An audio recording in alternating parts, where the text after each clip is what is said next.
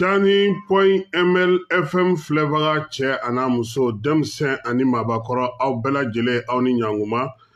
bi ye alamisa ye tubabukalo tile 28 san 2023 desanburu kalo an bɛ ale la ka bɛɛ lajɛlen fo ka bɛɛ lajɛlen waleɲuman dɔn arajo minnu sɔgɔlen don an na Mali kɔnɔ ani a kɔ kan an bɛ bɔlɔlɔ sira minnu fana fɛ k'aw bɛɛ fo ka aw waleɲuman dɔn arajo Santoro kulu maaw fo min ye arajo Parisi ye kulu fo Tomiyankaw fɛ yen Bafulabekaw fɛ yen min ye fili n'a ka maaw ye k'an tɛ ɲinɛ u kɔ Kayi Kaso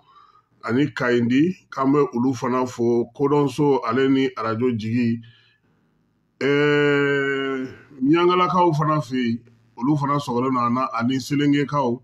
an bɛ ninnu bɛɛ lajɛlen fo arajo minnu fana sɔgɔlen don an na Segu mara la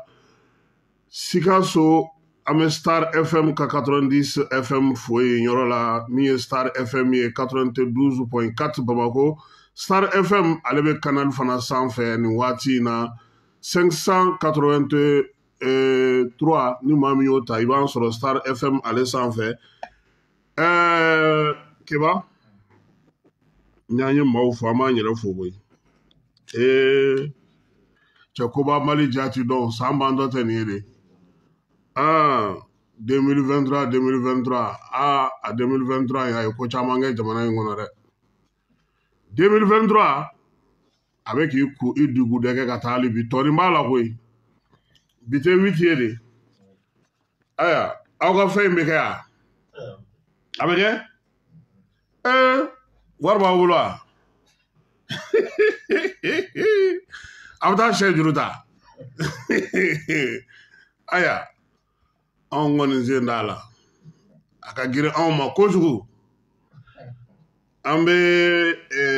foli ta ka ɲɛsin Laurent Jakite ma, ale y'an kɔrɔkɛ Bakari Sangare Glace k'a fana fo k'a waleɲuman dɔn. Ablaye Jabate polisiw don an b'a fana fo GMS kɔnɔna na. Bajalan Sanogo, Kalifa Seku Traoré ka taa se Mamadu Sumunu ma BNDA la. Mamadu Nama Keyita ka ne n'a ka denbaya bɛɛ lajɛlen fo yan fo Kara ka tila k'a fo Woyowayago la ka taa se fo an yɛrɛ fanfɛla la yan n'o o ye Bole ye k'a fo yen fana. Benbaze mɔgɔw k'an b'olu fana fo Tunkara n'a ka baarakɛlaw. Maraka Samake an ka cɛkɔrɔba an b'a fo a n'a alimana n'a balimaw n'a denw n'a mɔdenw bɛɛ lajɛlen k'an b'u bɛɛ lajɛlen fo. Cité UNICEF la Bajaji Ayidara an ka Zavia Imam ye ale ye ko Ayidara an b'a n'a musow bɛɛ lajɛlen fo. Savana Kone k'a fana fo Binem Dolo Kanadakaw fɛ tonton Raoul an b'a fo. Faustin Sila imprime color la an b'a fo k'a waleɲuman dɔn.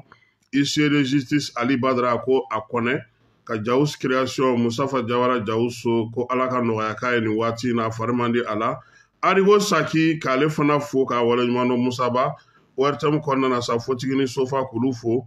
Modibo Gino transformateur k'an ka foli bɛ s'a ma ni n yɛrɛ ye n terikɛ ani n fa tɔgɔma Musa Kan k'an b'a fana fo n yɛrɛ balimakɛ n'o ye Sajo Kulibali ye Timini Sajo an ka foli bɛ s'a ma ka Madame Kalifa Nama fo Kayatu Kulibali min ye Fanta Dume a ye école karamɔgɔ ye Kayikaw fɛ yen Kayikaso an b'a fo n ka petipetini Ajibari a ka lakɛrɛ bɛ ka san koyi a so y'i kɔngɔn fa la cɛ Malik Jaw fana ye dɔ sa a la Aji e sina ni n ka pourcentage ye an ye lakɛrɛnin publicité kɛ lakɛrɛnin bɛ ka sa e turunnen don 31 kalaw dun bɛ ne bolo yan 32 de don 31 32 o ye marasi ye dɛ o sɔngɔ ka nɔgɔn n bɛ t'o kelen san ka d'aw ma sisan n'an ye Aji fo an tɛ ɲinɛ nun Dunbiya kɔ Montréal a n'a ka président ba Kanadakaw fɛ Yusuf Tunkara k'an b'a fana fo Asmir te maaw ka foli ta ka ɲɛsin y'a fɔ fana n'a ka denbaya n'a ka baarakɛlaw bɛɛ lajɛlen Bamakɔ y'a fɔ Canada an b'o bɛɛ lajɛlen fo ka Nantumɛlakaw ka denbaya fo Julio Santibagnes an ka foli bɛ s'a ma Modibo Dunbiya Katikaw fɛ yen min Mamadu Danbele Segu Maru k'an b'a fo k'a waleɲuman dɔn Sulemani Jara Buajɛkaw fɛ yen k'an ka foli bɛ se ale fana ma Keba nin dɔgɔkun in na kuma min taara n'a seginna n'a nana n'a taara n'a bɛna n'a tɛ ka ban pewu o ye Mali Alizeri ye Mali Alizeri Alizeri Mali Keba Alizeri ni Mali ka nin ko in a bɛ ban k'a sɔrɔ mankan ma kɛ parce que n'i k'i bɛ mɔgɔ ja bugɔ n'a ja ma bɔ a nɔ na i yɛrɛ b'a dɔn ko i kan ka segin i kɔ Alizeri ni maloya de bɛ ɲɔgɔn na kabi novembre kalo Mali ye wulikajɔ kɛ k'a yira k'a fɔ ko a ka taabolo ye min ye bɛɛ minɛna Alizeri ma kala dɔ ɲina ka bɛn n'a ye a m'a fɔ ko tin ka kɔ o ɲɛ CSA min bɛ sigi ko yaasa Alizeri yɛrɛ kana ka bɛn kuma fɔ a kɔnɔna na jɛkulu marafatigiw y'o bila pewu k'u tɛ na u tɛ baara k'a kɔnɔ o tɛmɛna ka bɔ yen tagalen ɲɛfɛ anw ko fo an ka taa kalata kɛ Kidal Algérie ma wuli k'i jɔ o la k'a fɔ ko a to an k'an da don nin ko in na yaasa kalata ka se ka kɛ an ka se ka taa ɲɛ parce que bi ma anw ka sariya sunba kɔnɔ o bɛ accord kɔ kari k'a kɔ ban pewu Algérie ma wuli ka kuma bɛɛ kɛlɛ kɛra yan Algérie ye médiateur ye a ma wuli ka kuma jɛkulu marafatigiw ko u bɛ kɛ terrorisiw ye k'u ni Mali tɛ kuma k'u ka sira tɛ fosi la u ka mɔgɔ minnu bɛ faso jɔyɔrɔbaw la k'u bɛɛ wele k'u bɔ a kɔnɔ k'u ka taa ka tila k'a fɔ minnu b'u tɔgɔla sɔrɔ a su ka ko la k'u ka bɔ kebaw bɛɛ kɔfɛ u ye binni daminɛ Mali kanw kan su ani tile Algérie b'a fɔ ko fɛn bateau bonna yan bateau au moins an bɛ se k'a fɔ o tɛ sɔrɔdasiw ye adamaden i y'a yɛrɛ hukumu kɔnɔna na Algérie kun kan ka se ka kuma Algérie ma kuma Kidali kɛlɛ kɛra k'a ban Algérie den ka communiqué dɔ fili ka tila k'a fɔ ko ayi ko ale m'a fili u y'a fili ko cessez-le-feu bɛɛ y'a ye u tilara k'a fɔ k'olu ta tɛ o kun ye ka kɔrɔbɔli de kɛ k'a lajɛ fɔlɔ a nana laban mun na Algérie yɛrɛ jigi bɛ mɔgɔ minnu kan ko olu bɛ se ka kɛ jigiya y'a ye olu taara mais keba Mali ɲɛmɔgɔw ye kumana Irisilakaw fɛ nin ko in na u sigiɲɔgɔn min ka ko ka galon ma n'u b'a dɔn k'a fɔ k'a bɛna kana gɛlɛya k'u la tagalen ɲɛfɛ ɲɛmɔgɔw m'a dogo dɛ ko Algérie don wa Algérie kelen ale de ko bi ko da bɛ ka anw ye ko sunɔgɔ t'an ye ko kun jumɛn na an ye terrorisiw gɛn ka bɔ an ka jamana kɔnɔ k'u sigiyɔrɔ bɛɛ lajɛlen minɛ k'u tɛgɛlankolonya Algérie fana ko sa ko fɔ ale ka dimi don anw na mɔgɔw ɲinɛna o Algérie siɲɛ fɔlɔ tɛ ne ka mɔgɔw wele ka taa fɛ o a siɲɛ fɔlɔ tɛ nin a ma daminɛ bi wa n b'a dɔn fana a tɛna na laban tan nka zen ta de y'an kabakoya kojugu parce que a sera niveau min na a bɛ fɔ o ma ko niveau suprême sanfɛla keba n'i y'i da ko ala y'i da ni kan t'i da i bɛ wuli kana wuli kɛ ne m'a fɛ yen ko fɛn fɛn n ko fɛn o fɛn bɛ sen na an ka jamana in kɔnɔna yan bi kɔrɔnfɛla fan bɛɛ lajɛlen na mɔnɛ min bɛ Algérie la ko yɛrɛ bɛɛ la o ye k'a fɔ minɛn minnu de dira anw ma an yɛrɛ ma an y'a san o de ma bɛn Algérie ma kuma tɛ kɔsa in na avion dɔw bɛ yen olu ye irisiw ka labanw de ye ko Mali bɛna na o sɔrɔ keba i ɲɛ b'a la Tɛnza Watɛni o don ko armée ye gosili min kɛ n'a tun ma kɛ san b'a sɔrɔ ninnu nana firi Kidali kan tuguni wa u bɛɛ n'a ta u b'u sɔn Fagaga sara bombardement min na drone fɛ n'o kun jara san b'a sɔrɔ u nana hali bi a bɛ baara armée ye gosili kɛ bi Lazara waati c'est que anw ni Algérie cɛ frontière de ka jan ni jamana bɛɛ ye mais mun nana ni nin Algérie bolo Mali ye ale bolokɔnɔden de ye depuis diɲɛ bisimila ye accord fɛn fɛn signera ani burudamɛw cɛ a bɛɛ lajɛlen bɛ bɔ ale Algérie de fɛ yen nka a si ma se ka na ni basigi ni lafiya ye anw ka jamana kɔnɔ kɔsanata in yɛrɛ ka jugu a tɔ bɛɛ lajɛlen ye o yɛrɛ tɛ accord yɛrɛ ye parce que ala ka hinɛ na IBK la IBK kun tɛ se k'a fɔ dɔrɔn de ko n t'a fɔ a tɛ appliquer mais a b'a fisi fasa n'a ye hali bi sɔgɔmada la ɲɛ bɛ tubabu ka journaliste la ko halisa ko Mali m'a fɔ k'a bɛ bɔ accord kɔnɔ Mali de b'a fɔ k'a bɛ bɔ accord kɔnɔ fɛn min tɛna na waleya i bɛ mun kɛlɛ ko la tuguni keba pour que k'a yira Algérie la k'a dɔn k'a fɔ ko bɛ sen na an ka jamana kɔnɔ Algérie yɛrɛ k'a dɔn ko kɛra MINUSMA ka tagaliko kuma fɔlen i y'a ye ko nin ko in bɛɛ kɛra k'a ban hali Algérie ka lettre kɔnɔ a ye MINUSMA de fo a ma Mali fo fa bɛ Mali waleɲuman dɔn yɔrɔ min minnu b'a la ko anw ma Algérie waleɲuman dɔn Algérie fana m'anw fana sara dɛ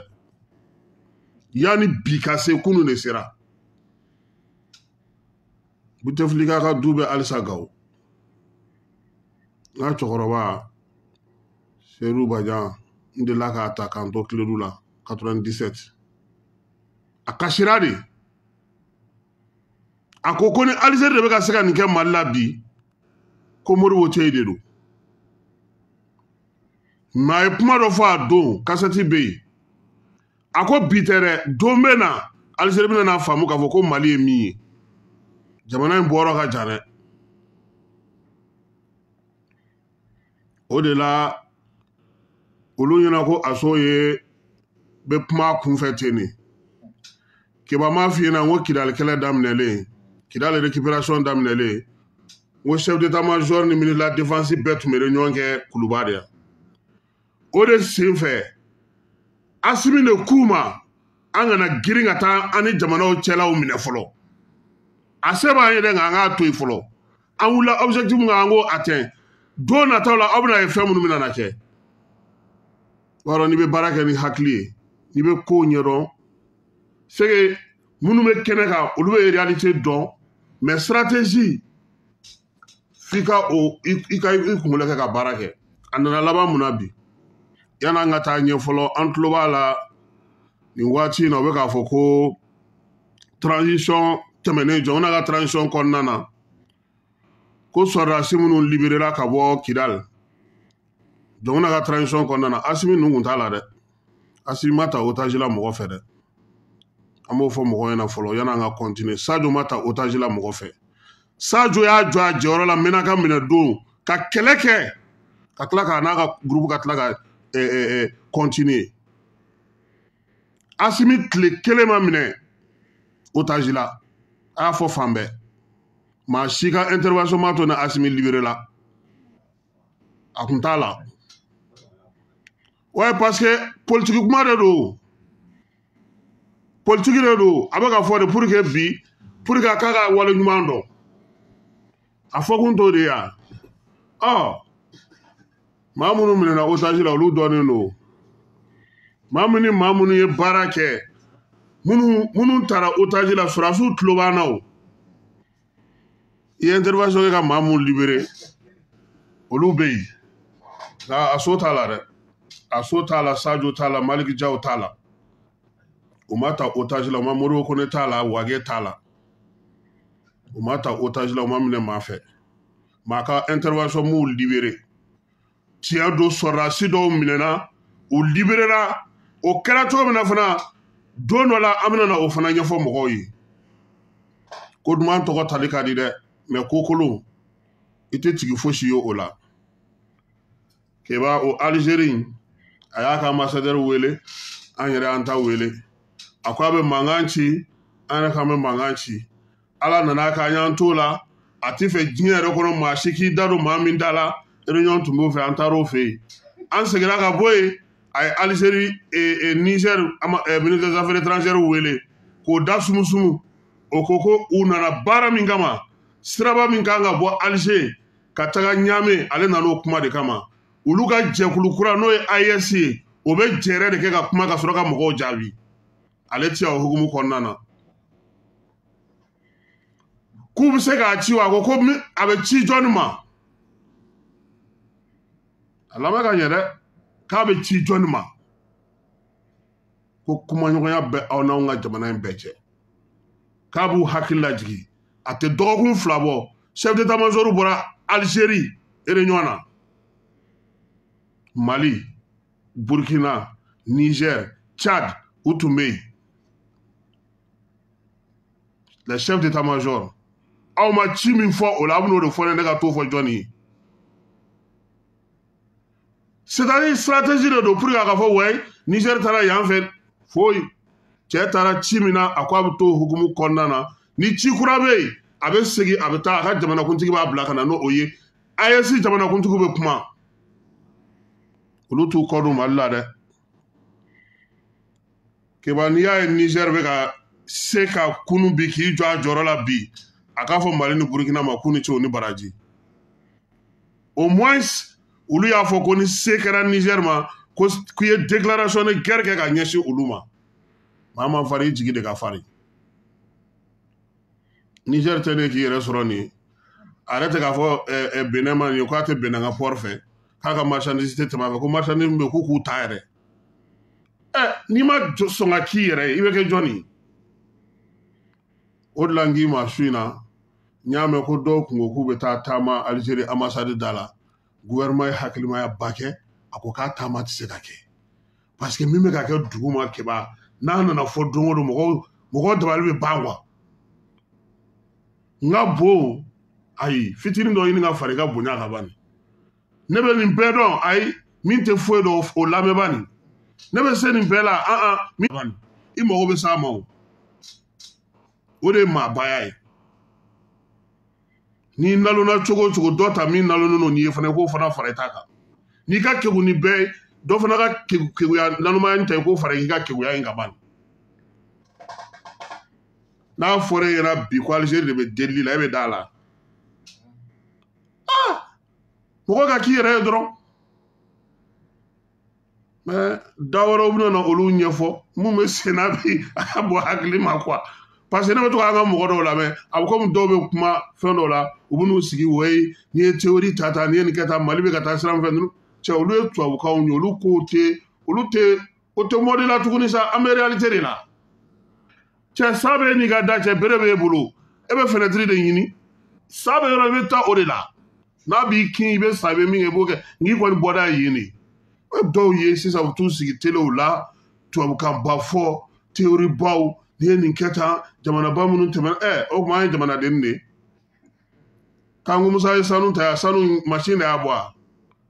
depuis Ala ka diɲɛ da a taara ni sanu min ye i y'a ɲɔgɔnna ye maa bolo a tracteur de tun bɛ yan bulldozer tun bɛ yan mun bɛ yan ko bolola baara de y'a kɛ an ka k'an yɛrɛ olu sera k'o kɛ tuma min na intelligence tɛ baaraba kɛ mun na bi se bɛ anw ye anw tɛ se k'o kɛ k'an ka sanu bɔ ni ne ye mɔgɔw ye dɔrɔn c'est pour que souvent kuma dɔ la makun ka ɲi quoi walayi makun ka ɲi quoi u bɛ taa an ka mɔgɔw sigi sisan n'a tubabukan baw ye aw ye san joli kɛ k'an tubabukan yan k'an faw tubabukan k'an baw tubabukan k'an yɛrɛ tubabukan hali bi a tɛ k'a faamuya ka walayi Mali école diɲɛ yɛrɛ don farafin tubabu n b'a fɔ faransi ka jamanaw mɔgɔw bɛ taa tubabukan de kalan u tɛ taa dɔnniya kalan u bɛ taa tubabukan de kalan fɔlɔ n'i bɔra o de kalan na n'i y'o dɔn tuma min i bɛ sɔrɔ ka dɔnniya ɲini o ye kɔlɔkɔlɔ retariya Marijan gɛnna k'anw to 9e na bi ale bɛ min sɔrɔ anw t'o sɔrɔ n'an yɛrɛ tɛna taa 31 chef de la fɛ mécanicien denmisɛnnin baden b'a bolo a bɛ s'a yɛrɛ kɔrɔ anw a fɔra de k'a ma defu sɔrɔ siɲɛ caman a dɔgɔnin jugujugu y'anw minɛ anw pasera k'a to mais bi a bɛ min sɔrɔ anw t'o sɔrɔ c'est comme petinin dɔ tun bɛ ministre Iba Ndiaye kunkolo coiffé komi a fɔ a ɲɛna ko Iba Ndiaye de bɛ baara di mɔgɔw ma APS ni fɛnw ministre Iba Ndiaye ye n'a taara Iba Ndiaye kunkolo coiffé a b'a fɔ Iba Ndiaye ma ko o ka baara ɲini ale ye Iba Ndiaye ko k'e bɛ ne kunkolo coiffé joli a ko ko n bɛ e kunkolo coiffé 100 parce que n bɛ bɔ n ka so ka na e kunkolo coiffé ko bon ko ne ɲɔgɔnna joli b'i bolo Iba y'a compté cɛ ka wari taara a yɛrɛ sɔrɔ 450 000 francs de la Iba ko k'e bɛ ka mun baara ɲini a ko parce que k'a bɛ k'a boloma ko non i ka sɔrɔ calculer i ka location bɔ a la minnu bɛ k'i dɛmɛ k'olu bɔ a la i bɛ minɛn minnu san i k'o bɔ a la a tɔ mana to min o de y'i ta ye kana kɛ ni i bɔra ne fɛ yan ni 100 ye i bɛ t'o dun i bɛ moto ni fɛn san a lajɛ k'i organiser mais petini yɛrɛ tilara ka mɔgɔw ta baara la f'a yɛrɛ kabakoyara c'est que anw tuma dɔ la an b'a ɲɛna ko kodɔn ni kalan de ye kelen tɛ dɛ kɛba san yɛlɛmatɔ don ni san yɛlɛmana an bɛ kimɛliw kɛ kimɛliw sira la an bɛna na kuma san wɛrɛ ta an bɛna na o baaraw daminɛ an b'a fɔ mɔgɔw ɲɛna fana k'a fɔ ko jeti taama o ye cɛ 450 ye olu kan ka bila ka walankata ka taa Segu mara Mopti mara Banɲangara mara ni San mara la lakana o bɛ se ka sabati cogo min nin dɔgɔkun in kɔnɔna na an y'a ye k'a fɔ maa caman y'a yira k'a fɔ ko bamanciwale kɛbaaw cayalen don jamana camancɛ la an da bɛna na don a la an ka baro la n'an ka invité yɛrɛ fɛ an na dɔ fɔ mɔgɔw ɲɛna o ko la bi ko tajitigi dɔ mobili tigi dɔ u b'a fɔ mobili ma ko 207 taji tun b'ale kun a kun bɔtɔ don Seware ka taa Bandiagara ko Bamaciwale kɛbaw y'a minɛ maa in tununnen don a tɛ ka se ka ye ko Bandiagara ni Bankasi cɛ ko siraba ko ninnu k'u ka jateminɛ ko la Udu Kone an b'a fo k'a waleɲuman dɔn ka Al Umran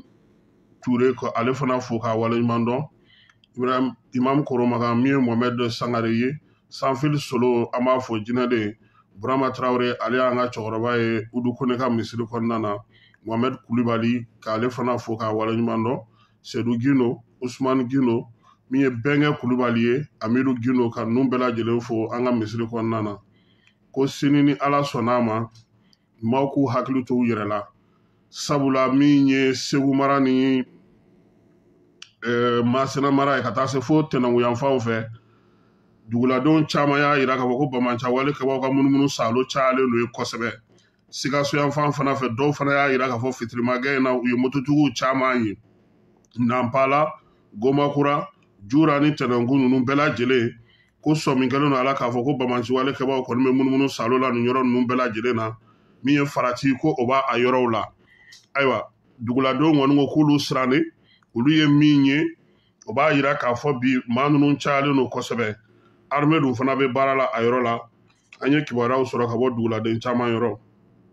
dɔw yɛrɛ ko olu ka yɔrɔw jenina bi nka caman fɔnkɔɲɔgɔnkɔ dɔw bɛ mɔgɔw yɛrɛ ni ɲɔgɔn cɛ Général Sama Gassama an b'a fo a bɛ yan nin waati in na sɛgɛnnafiɲɛbɔ la Gawusu Traore Paris min ye Bakari Dugure ye Paris Nabila Traore Sidi Kulibali Ngolonina an b'a fo k'a waleɲuman dɔn ka Abdoulaye Fɔnba fo ale nalen don sɛgɛnnafiɲɛbɔ la ale bɛ Barcelone Juroma an tɛ ɲinɛ min ye club tɔndenw bɛɛ lajɛlen ko san kariti kura ko a bɔra 200 don club ladenw kɔni a bɛ ka feere fan bɛɛ lajɛlen fɛ n'Ala sɔnna a ma an n'u wele ka na u kana tila ka na o ɲɛfɔ maaw bɛ se k'a faamuya cogo min Mali ale ni Lagine k'olu bɛ baara la yaasa min ye kuran ko bɛ se ka sigi sen kelen kan cogo min Mali kan ka kuran ta ka bɔ Lagine ka na n'a ye yan ka se ka baara kɛ ni a ye jɛrɛ in tun bɛ ka kɛ dunanjigiso dɔ kɔnɔ an ka jamana kɔnɔna na Asa Sidibe ale tun b'a kɛnɛ kan u ko Laginekaw kɔni ma se ka na ko nka k'u y'a kɛ video conférence la sabula olu ka yɔrɔw cɛnnen don Sidiki Buhare an ka foli bɛ se a ma ka Awaso Sise fo Badu Samunu Elhaji Uwezu Kunta an b'a fo k'a waleɲuman dɔn Elhaji Umaru Sumare ka foli ta ka ɲɛsin a ma Baba Sila Seydou Musa Traore Gise k'a fo Si Solomani Si Abdurazak Ben Barek sɔɔni sa Coupe d'Afrique la an na ɲɔgɔn sɔrɔ Jose ani Chu ka foli ta ka ɲɛsin ma Grand Frère Basiru Traore ale bɛ Miyangalakaw fɛ yen nin waati na an b'a fo k'a wale ko nɛnɛ barika ka bon ye dɛ Yaya Jara Papu Gawusu Jara Joli ka taa se Musa Jara docteur ma an bɛ ninnu bɛɛ lajɛlen fo tonton Aluso an b'a fo k'a waleɲuman dɔn professeur Ali Nuhu Jalo k'ale fana fo Ramsi Katuso professeur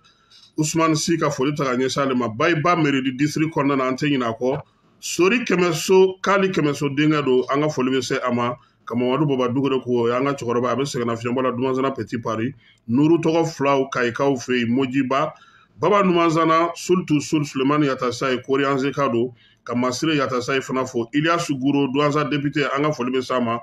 Jawara Sotraka kɔnɔna na an tɛ ɲinɛ Tɛnɛ Musa Bagayogo kɔ k'an bɛ ninnu bɛɛ lajɛlen fo k'u waleɲuman dɔn nin waati in na Mali sɛnɛko ta nasira fɛ keba k'an ye sabanan ye farafinna troisième d'Afrique i b'a dɔn jamana minnu y'an dan Rwanda ni Maroc olu de y'an dan sɛnɛ na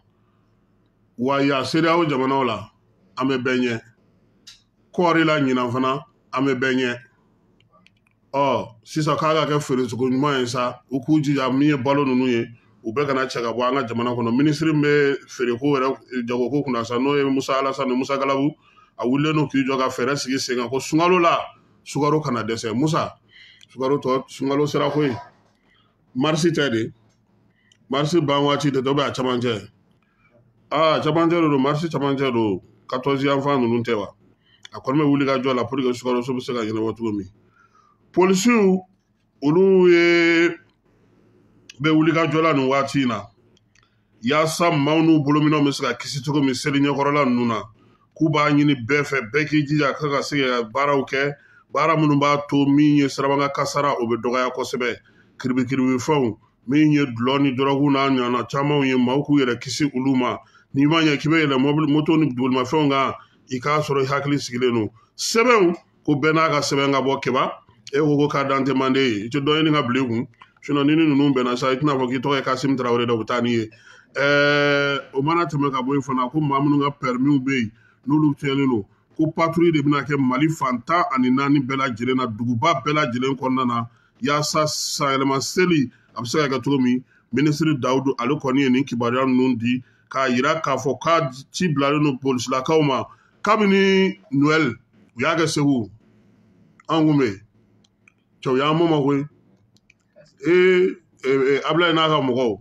olu tun bɛ wuli ka jɔ la ko donc k'a ɲininen don bɛɛ lajɛlen fɛ sa bɛɛ k'i jija yaasa nin baara ninnu bɛ se ka kɛ lafiya kɔnɔna na cogo min na Ali Tarawele an b'a fɔ Washington min ye a ka président ba ye n'o ye Dirisa Kulibali ye k'ale fana fo Fatumata Ba k'ale fo Texas kaw fɛ yen Mohamed Lamine Kokayina k'ale fo Las Vegas min ye Namori Sidibe n'a ka cɛdɔw ye an b'olu fo Oyo Adama Tarawele hôtel résidence Segu k'ale fo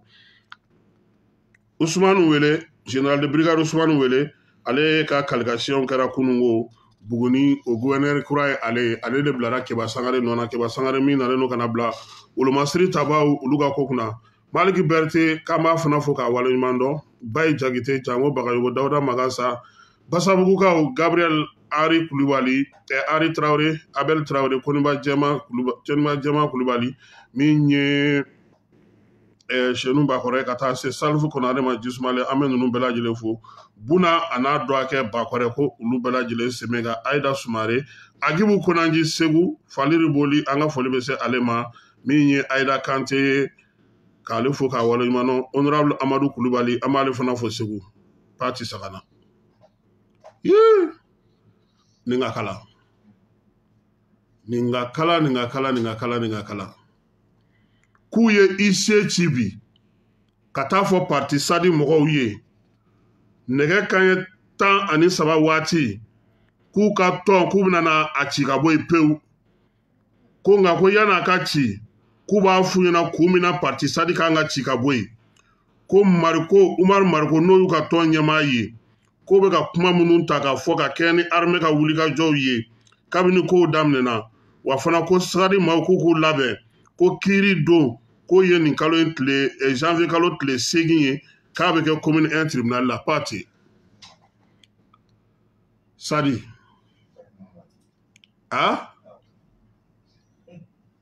komi kiiri b'a la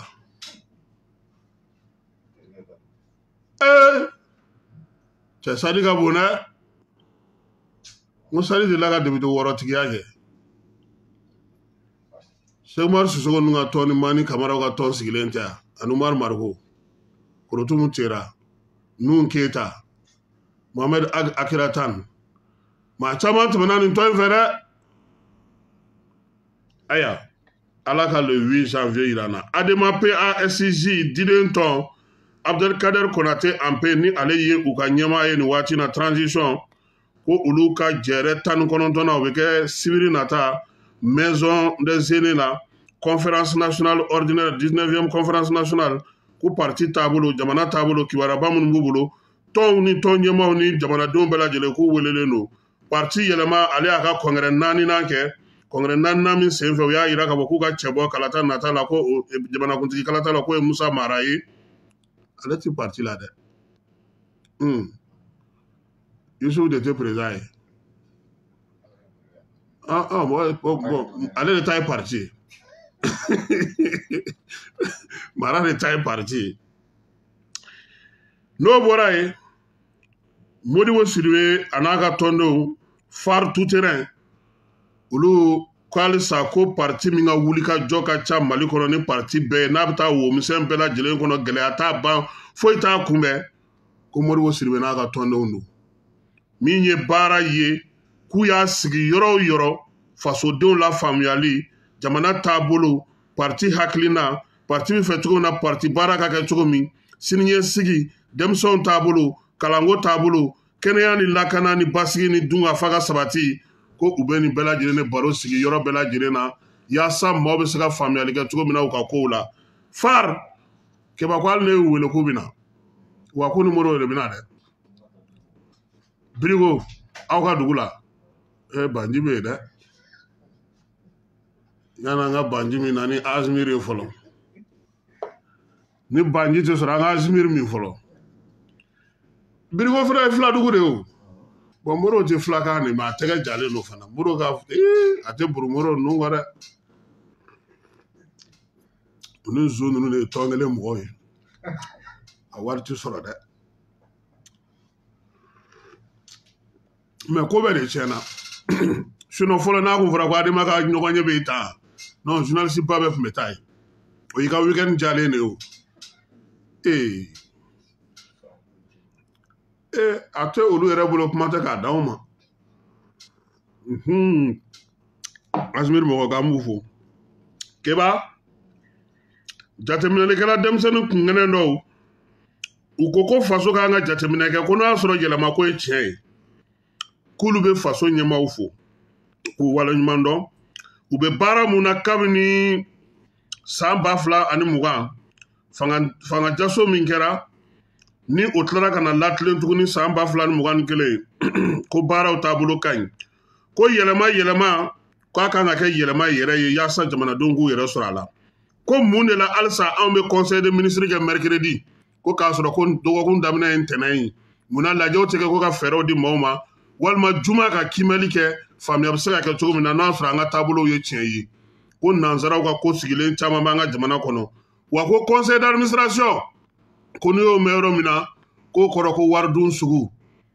san musaka bɛɛ bɛ fɔ salon ta u bɛn'u sigi k'a fɔ k'a ɲɛna k'a sɔrɔ wari bɛ bɔ k'a ka don musaka min na olu baaraw tɛ timɛ ko baarakɛyɔrɔba caman bɛ yen ko n'u ka conseil d'administration sera Keba ko bɔ waridun ye dɛ conseil dɔ ye waridun dɔ ye conseil kunbɛli ye waridun dɔ ye wa min ye wari min yɛrɛ bɛ bɔ fana ko ka baara kɛ baarakɛyɔrɔ la ko n'a sɛgɛsɛgɛra k'a kuma ka ca sifinnakaw ko n'Ala sɔnna ma u bɛna bɔ dibi la yaasa ka kuma jamana ɲɛmaaw ka kuma ɲɔgɔnya fɛɛrɛ ni dabali mun b'u bolo bɛɛ lajɛlen bɛ se cogo min na k'a kɛ i taabolo ye ko yɛlɛma ko a bɛ daminɛ olu fɔlɔ la olu se ye min ye yaasa jamana ka se ka sigi sen kelen kan k'u bɛna n'aw bɔ Ablaye Mamadu Diop ani ne an ka affaire étrangère tigɛ ale Mamadu fara ta kan ko olu don ko lakununi kuma sera ka bɔ kunkantaama na ko k'an don an sen fila kan k'o de waati sera denmisɛnw bɛ Mali kɔnɔ jeune diplômé sans emploi kɔni bɛ yen nka jeune diplômé sans manger o tɛ yen dɛ téléphone fila b'a bolo Jakarta b'a bolo a k'ale ti baara la o yɛrɛ ti baara ye an ka monsieur MC k'a fɔ k'a waleɲuman dɔn Buguri n'a ka gɛrɛnadenw bɛɛ lajɛlen k'u fo a bɛ taa Seydou k'an ka foli bɛ s'a ma Mamadu Dipa Fane monsieur le ministre Cheikh Kanté Maraka min ye Boubacar Monzon Traoré k'ale fo Sala Babi Yeli Sissoko a n'a balimaw n'a teriw bɛɛ lajɛlen sɛbɛnnikɔrɔ Modibo Tunkara k'a fo Burama Sissoko guide national argent kan argent k'a fo Foire de Médine na Burama Sire Kulubali Kra k'ale fana fo Chan Clérou Ferme Chan k'a fo Chine Ousmane Basurubala Segu k'an b'a fo k'a waleɲuman dɔn Alu Badara Nana Kase magistrat don Dramane Jara magistrat Alu Nampe magistrat Cheikh Mohamed Cherif Kone magistrat Jacqueline Konare magistrat attaché fila Dumbuya ninnu olu tɛ magistrat olu ye ne yɛrɛ ɲɔgɔnko ye olu n'anw bɛɛ ye kelen ko comité d'expo min bɛ kɛ farafinna tɔgɔ la Dubaïkaw fɛ yen k'u ye taasibila kɛ douane directeur général ba ye n'o ye inspecteur général de douane Amadu Konate ye jɔnjɔn kɔni ko o dira a ma n'o o ye douane ɲɛmaa ye k'a ka wulikajɔ n'a ka baara minnu kɛra san 2021 san 2022 san 2023 ka budget dafa k'a sɔrɔ san ma ban pewu ko a k'an ka fo a ka cɛsiri n'a ka wulikajɔ la o y'a sɔrɔ nin waati laban na ko baara ka gɛlɛn sɔrɔdasi minnu ɲɛsinnen don sɔrɔ ɲinini ma n'o ye musaka ye k'u ye baara minnu kɛ san laban na Mali la ka musakaw sɔrɔ k'u fara ɲɔgɔn kan yaasa jamana ɲɛmaaw ka laɲini ye minnu ye k'olu bɛɛ lajɛlen sigi sen kelen kan ko o foli kan ka kɛ a ye o de la u ye jɔnjɔn ta ka d'a ma Dubaïkaw fɛ yen a yɛrɛ ko jɔnjɔn in n'o ye Amadu Konate ko jɔnjɔn in k'a b'a di baarakɛla bɛɛ lajɛlen ma n'o ye douane baarakɛla bɛɛ lajɛlen ye k'olu de ka cɛsiri u ka timinanja n'u ka wulikajɔ ka kɛ ni jamana ɲɛmaaw olu ka laseliw ye ani olu ka laɲiniw ye k'o de jaabi ye nin ye ko min ye jɔnjɔn in ye ko ale kelen ta tɛ ko douanelaka bɛɛ lajɛlen ta don tanti Mariam k'an b'a fo k'a samake ci Jakite k'ale fana fo k'a waleɲuman dɔn min ye commissaire Kamate k'a fo Mokhtar Dunɔn Peru Bagineda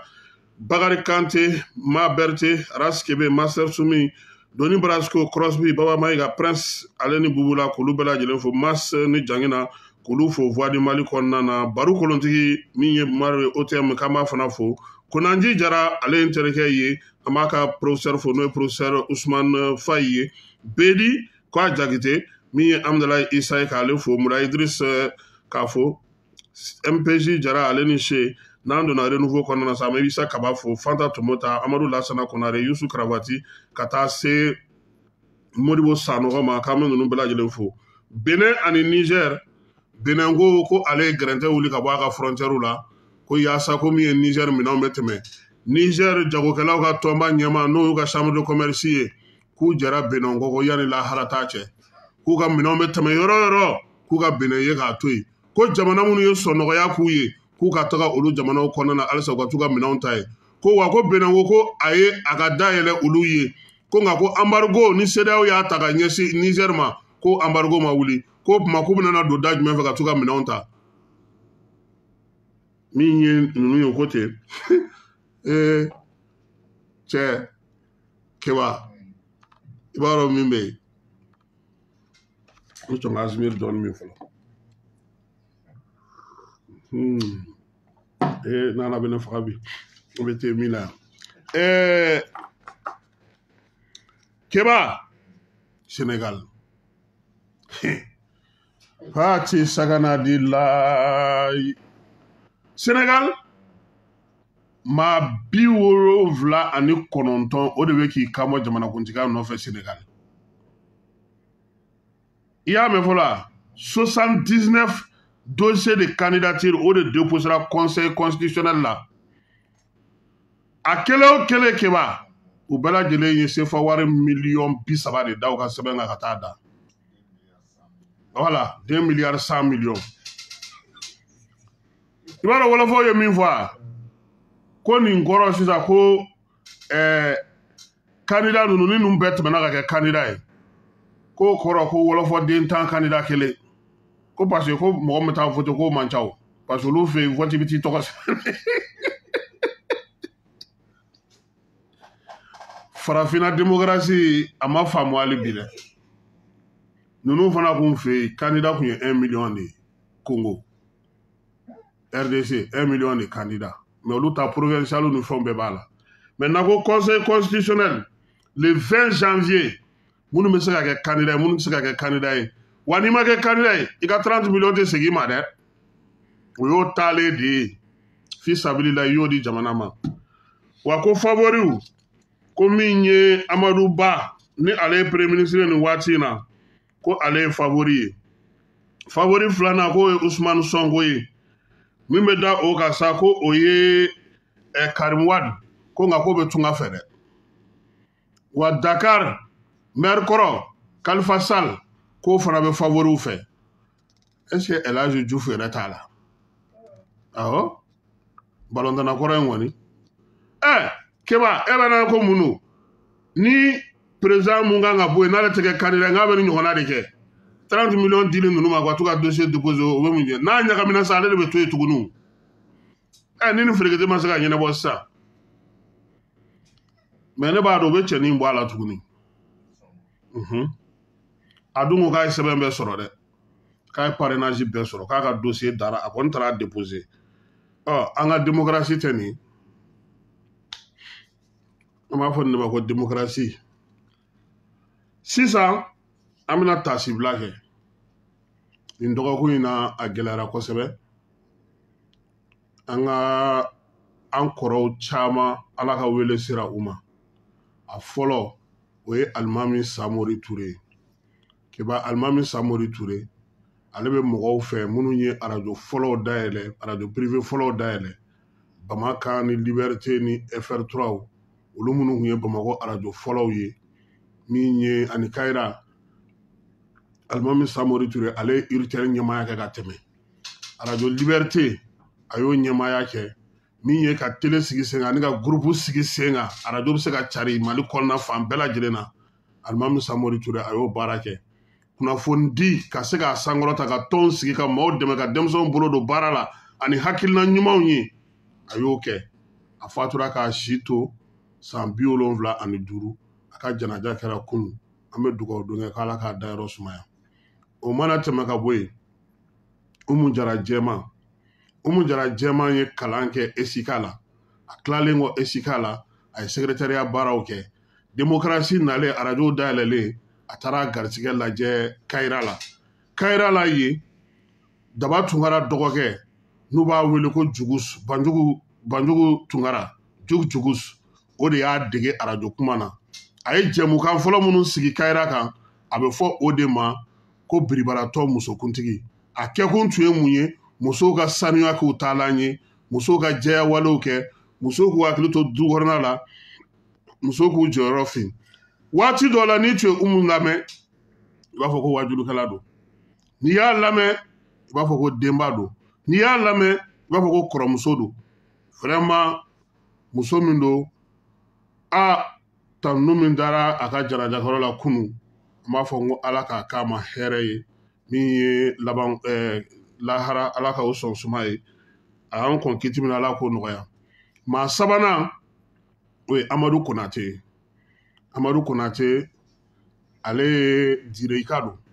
nka a ka baara fɔlɔ taara a yɛrɛ sɔrɔ Bunam animateur de jeunesse la a y'o kɛ yen ka tila o la tuma min na ka na ka kalan wɛrɛw kɛ ka sɔrɔ ka bɔ INA la ka na ka taa animation daminɛ ORTM na a y'i to ORTM de la baara la ka se ka ministère de la culture baara sɔrɔ chargé de mission a y'i to chargé de mission la ministère de la culture la ka présidence ka yen fana sɔrɔ Ala y'a ka kalifa minɛ la k'a to yen k'a si to san 68 na an bɛ dugawu don kɛ ninnu bɛɛ lajɛlen kiba Ala k'u dayɔrɔ sumaya u y'an kɔn kiti min na Ala k'o nɔgɔya an n'u bɛ taa jaabi ma Ala k'o nɔgɔya Ala k'an yɛrɛ ɲɛ k'an ta don kɔnɔ diɲɛlatigɛ o ye nin de ye n'i ma ban nali ma i tɛ se ka ban tali ma école kalajata an b'a maaw fo Dr Salim k'a Kante Aba ko k'a m'i ye fɔlɔ dɛ Titanic Aba k'i ka taa dɛ pressing dag Kanute n'a ka maaw k'olu fo Jɛka optique k'olu fana fo ko waleɲuman dɔn Mali fura n'o ye Omo n'a ka maaw ye k'olu fo Kuse Tera an b'a fo Sama transfert maaw n'o ye Dawuda Kulubali ye ka foli ta ka ɲɛsin olu fana ma Lasana Kone Savana Malik Bazoum Segu an bɛ ninnu bɛɛ lajɛlen fo k'u waleɲuman dɔn Keba an tɛna na ni dɔnkili ye yanni an ka kɛnɛ sigi Senwave kana ɲinɛ Senwave kɔ dɛ Senwave de bɛ wari ci k'i to tubabudugu la ka na yan e bɛ dɔ sɔrɔ anw bɛ dɔ sɔrɔ n'i ye Senwave k'i taama ɲɔgɔn ye Keba i bɛ se ka a ci ale la n'i y'a ci a la a bɛna jigin an ka Orange Money de kɔnɔ ayi ale tɛ taa compte plus la ale bɛna compte normal de la wa e mana ci o cili kɛ k'i to tubabudugu la ka na anw ma anw bɛ dɔ sɔrɔ e yɛrɛ fana bɛ dɔ sɔrɔ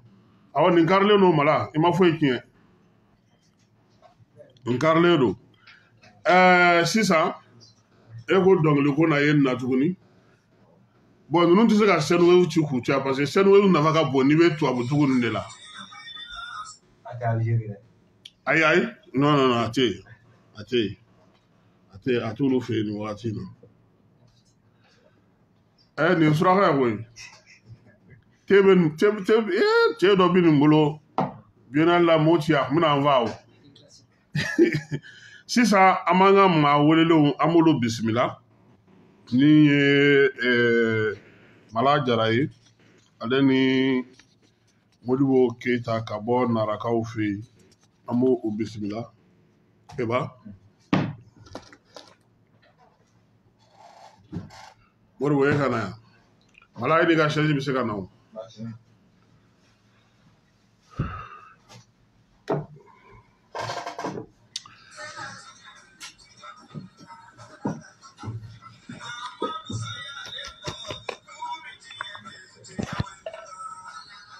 Voilà, an b'aw fo k'aw waleɲuman dɔn k'a fɔ aw bɛɛ lajɛlen ɲɛna sa ko aw bisimila an ka kɛnɛ kɔnɔna na su in na an ye wele bila maa fila yaasa an ka se ka kuma Mali ni Alizeri ko gɛlɛya min bɛ sen na basigibaliya min bɛ an ka jamana kɔnɔ ani min ye an ka jamana yɛrɛ kɛlen don ka taa yɛrɛ sɔrɔ jɛkulu min kɔnɔ n'a bɛ f'o ma ko AES an bɛna an da don o bɛɛ la Mala i ni su. N b'a ni su ka sun yɛrɛ ni cɛ. E nana an ka wele jaabi su in na a diyara n ye. Merci. woni su ama kasi win shu ambi foki wali mando Bravo. bash foiti alhamdulillah imana ni fɛn bi dɛ ça dépend mobili bɛ dugu ma de mobile be duguma mais a bɛ ɲɛnabɔ a bɛ ɲɛnabɔ oui d'accord o diyara n ye kosɛbɛ ok mala an y'a ye k'a fɔ nin dɔgɔkun in na kumaw cayara mali ni alizeri bilako tɛ min ye baara ɲɔgɔnyaw ye o bɛ an n'u cɛ balimaya b'a n'u cɛ sindiya b'a n'u cɛ jamana min don fana a jɔyɔrɔ ka bon kosɛbɛ mali ka kobaw la kuma tɛ an ka kɔrɔnfɛla kibaruyaw ko waati ni waati u b'an dɛmɛ yaasa an ni jɛkulu marifatigi ninnu an bɛ se ka ɲɔgɔn faamu cogo min nka k'a daminɛ kɔrɔlen na fo ka na se bi ma e yɛrɛ ye mun faamuya alizeri ka woroden médiatériya la anw ka jamana gɛlɛyaw la. Alors, Kassim, merci pour la question. Ni mɔgɔw ko k'u bɛ Algérie situation in ta k'u b'a kɛɲɛ bi ta la peut-être mɔgɔ caman ma fɛn dɔw faamu. En 62 wagati min na tubabuw ni Algérie tun bɛ ɲɔgɔn na Algérie nana Mali dugukolo de sanfɛ Mali de ye dayɛlɛ u ye Mali de ye u ka kɛlɛkɛcɛw dege stratégie la ni ni jugu bɛ ɲɔgɔn na nin baara nin kɛlɛ nin fɛɛrɛ ninnu bɛ kɛ cogo min na minan min tun bɛ anw bolo a tun tɛ sous région mɔgɔ si bolo janko farafinna jamana dɔ a tun tɛ mɔgɔ si bolo hali Côte d'Ivoire kɔni tɛ fɛn kun tɛ olu bolo hali sisan donc anw de y'u dɛmɛ k'u ka kɛlɛ kɛ an ye mɔgɔw di u ma an ye minanw di u ma an ye fɛɛrɛw di u ma an ye balow di u ma an ye jigiyaw di u ma u yɛrɛ ka ambassadeur min nana anw fɛ yan u ka gouvernement provisoire min fɔlɔ sigira n'u ka ambassadeur fɔlɔ nana anw fɛ yan a nana kuma fila de fɔ kuma fɔlɔ k'u bɛna Mali bonyamasegiya Mali min y'u dɛmɛ sur tous les plans plan sugu bɛɛ mɔgɔw miiri taara min na mɔgɔw miiri ma taa min na Mali y'u dɛmɛ a bɛɛ la a ye tututu fana d'u ma sans réserve a ye tututu d'u ma an ye caman di u ma an ye caman di u ma filanan ye min ye o y'a yira k'a fɔ ni Mali tɛ k'olu ka indépendance tun ti sɔrɔ donc ni o fila bɛ kuma min kɔnɔ o b'a yira k'a fɔ Mali kun ye jamana ye kunun ka sago farafinna jamana caman kan bon Algérie sera k'o manja min sɔrɔ anw fɛ kelen filanan ye min ye Modibo y'i kanto o ma ko diɲɛ jamana o jamana bɛ dekun kɔnɔ ni Mali bɛ se k'a ka seko kɛ a b'a ka seko kɛ walasa nantilakaw ni o ye tubabu n'u ka mɔgɔ wɛrɛw ye ani bingannikɛla wɛrɛw walasa k'olu dɛsɛ u ka baara la ko Mali b'a seko di u ma a mana kɛ dɛmɛ o dɛmɛ ye ale b'a seko kɛ donc Modibo y'u jigiya nin kumakan in kan nka an y'a ye k'a fɔ en 63 rébellion fɔlɔ min wulila mɔgɔw ɲinɛna dɔɔnin depuis Algérie ka janfa daminɛna 63 depuis 1963 mɔgɔw da ti se a ma peut-être caman ti yɔrɔ in dɔn rébellion min daminɛna mɔgɔ fɔlɔ minnu kɛra le Clémenté Sarr ye jɔnw ye peut-être mɔgɔw bɛ tila ka taa ɲinini kɛ u source ye yɔrɔ min na u bɔra jamana min kɔnɔ ka don Mali kɔnɔ u ka laɲini kun ye min ye u ka revendication kun ye min ye ani bi revendication ni danfara b'u ni ɲɔgɔn cɛ hali n'o y'a sɔrɔ Clémenté Sarr tɛ bi hali n'o y'a sɔrɔ Clémenté Sarr t'a la parce que o don ma a parti kun ka di Algérie k'o fara a fana ta kan tuguni i n'a fɔ bi a ka d'a ye k'a fara a ta kan cogo min na donc janfa ma daminɛ bi mais a don ma u b'a dɔn ko Mali kun bɛ cogo min mais u m'a caya Modibo y'i kanto u ma parce que olu ye kɛlɛ min kɛ u y'a kɛ sur 3 plans premier plan c'est sur le plan diplomatique u y'u kanto bɛɛ ma ni ye anw niyɔrɔ kɛlɛ ye c'est entre nous Maliens donc mɔgɔ o mɔgɔ n'an bɛ frontière la min bɛ Kidali yan fan fɛ Kidali yɛrɛ tun tɛ yen nɔ parce que Kidali n'était même pas une subdivision donc an ni maa o maa bɛ frontière la k'a ɲini a bɛɛ fɛ an mago tɛ mɔgɔ ka intervention na donc a y'aw ka frontière datugu Algérie de tun tɛ fɛ k'a ta datugu fɔlɔ ani Mali cɛ k'a kun kɛ laɲini wɛrɛ dɔ tun bɛ wa min don an t'a ɲɛdɔn mais Modibo y'u rappelé kunun min kɛra ni o tun tɛ kunun yɔrɔ jan ye n'o tun ye 1962 ye Modibo y'u rappelé fɛn minnu kɛra u seginna o kɔ u y'u ka frontière datugu donc baara min kun kan ka kɛ sur le plan social Modibo ninnu y'o kɛ social ye jumɛn ye aw minnu ka maaw b'a la mun kelen b'a aw kan min ye degun ye min tɛ Mali fan dɔ kan Modibo ye tiɲɛ ɲɛf'u ye o tiɲɛ yɛrɛ la sur 180% bɛɛ sera ka marifa da o cogo la ɲɛfɔli kɛlen ɲɛfɔli kɛlen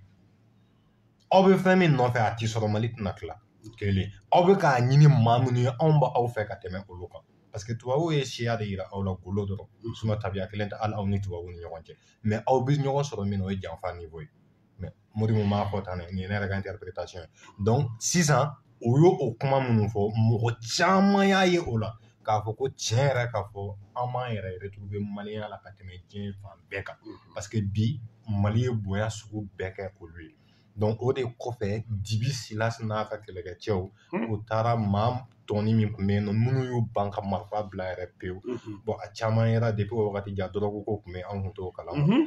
minnu tun bɛ fa dɔrɔguw la ani minnu tun bɛ kulonkɛw fɛ ani minnu tun bɛ binganiw kɛ pour que ka balo ja a tɔni tun tora olu minnu ye olu ka compte réglera donc nin trois plans de la Mali ka première rébellion a ɲɛ sɔrɔ la bon Algérie sen tun b'a la mais komi a tun tɛ se ka impliquer comme il le faut bi fanga bɛ Algérie la dɔɔni kunun fanga foyi tun t'a la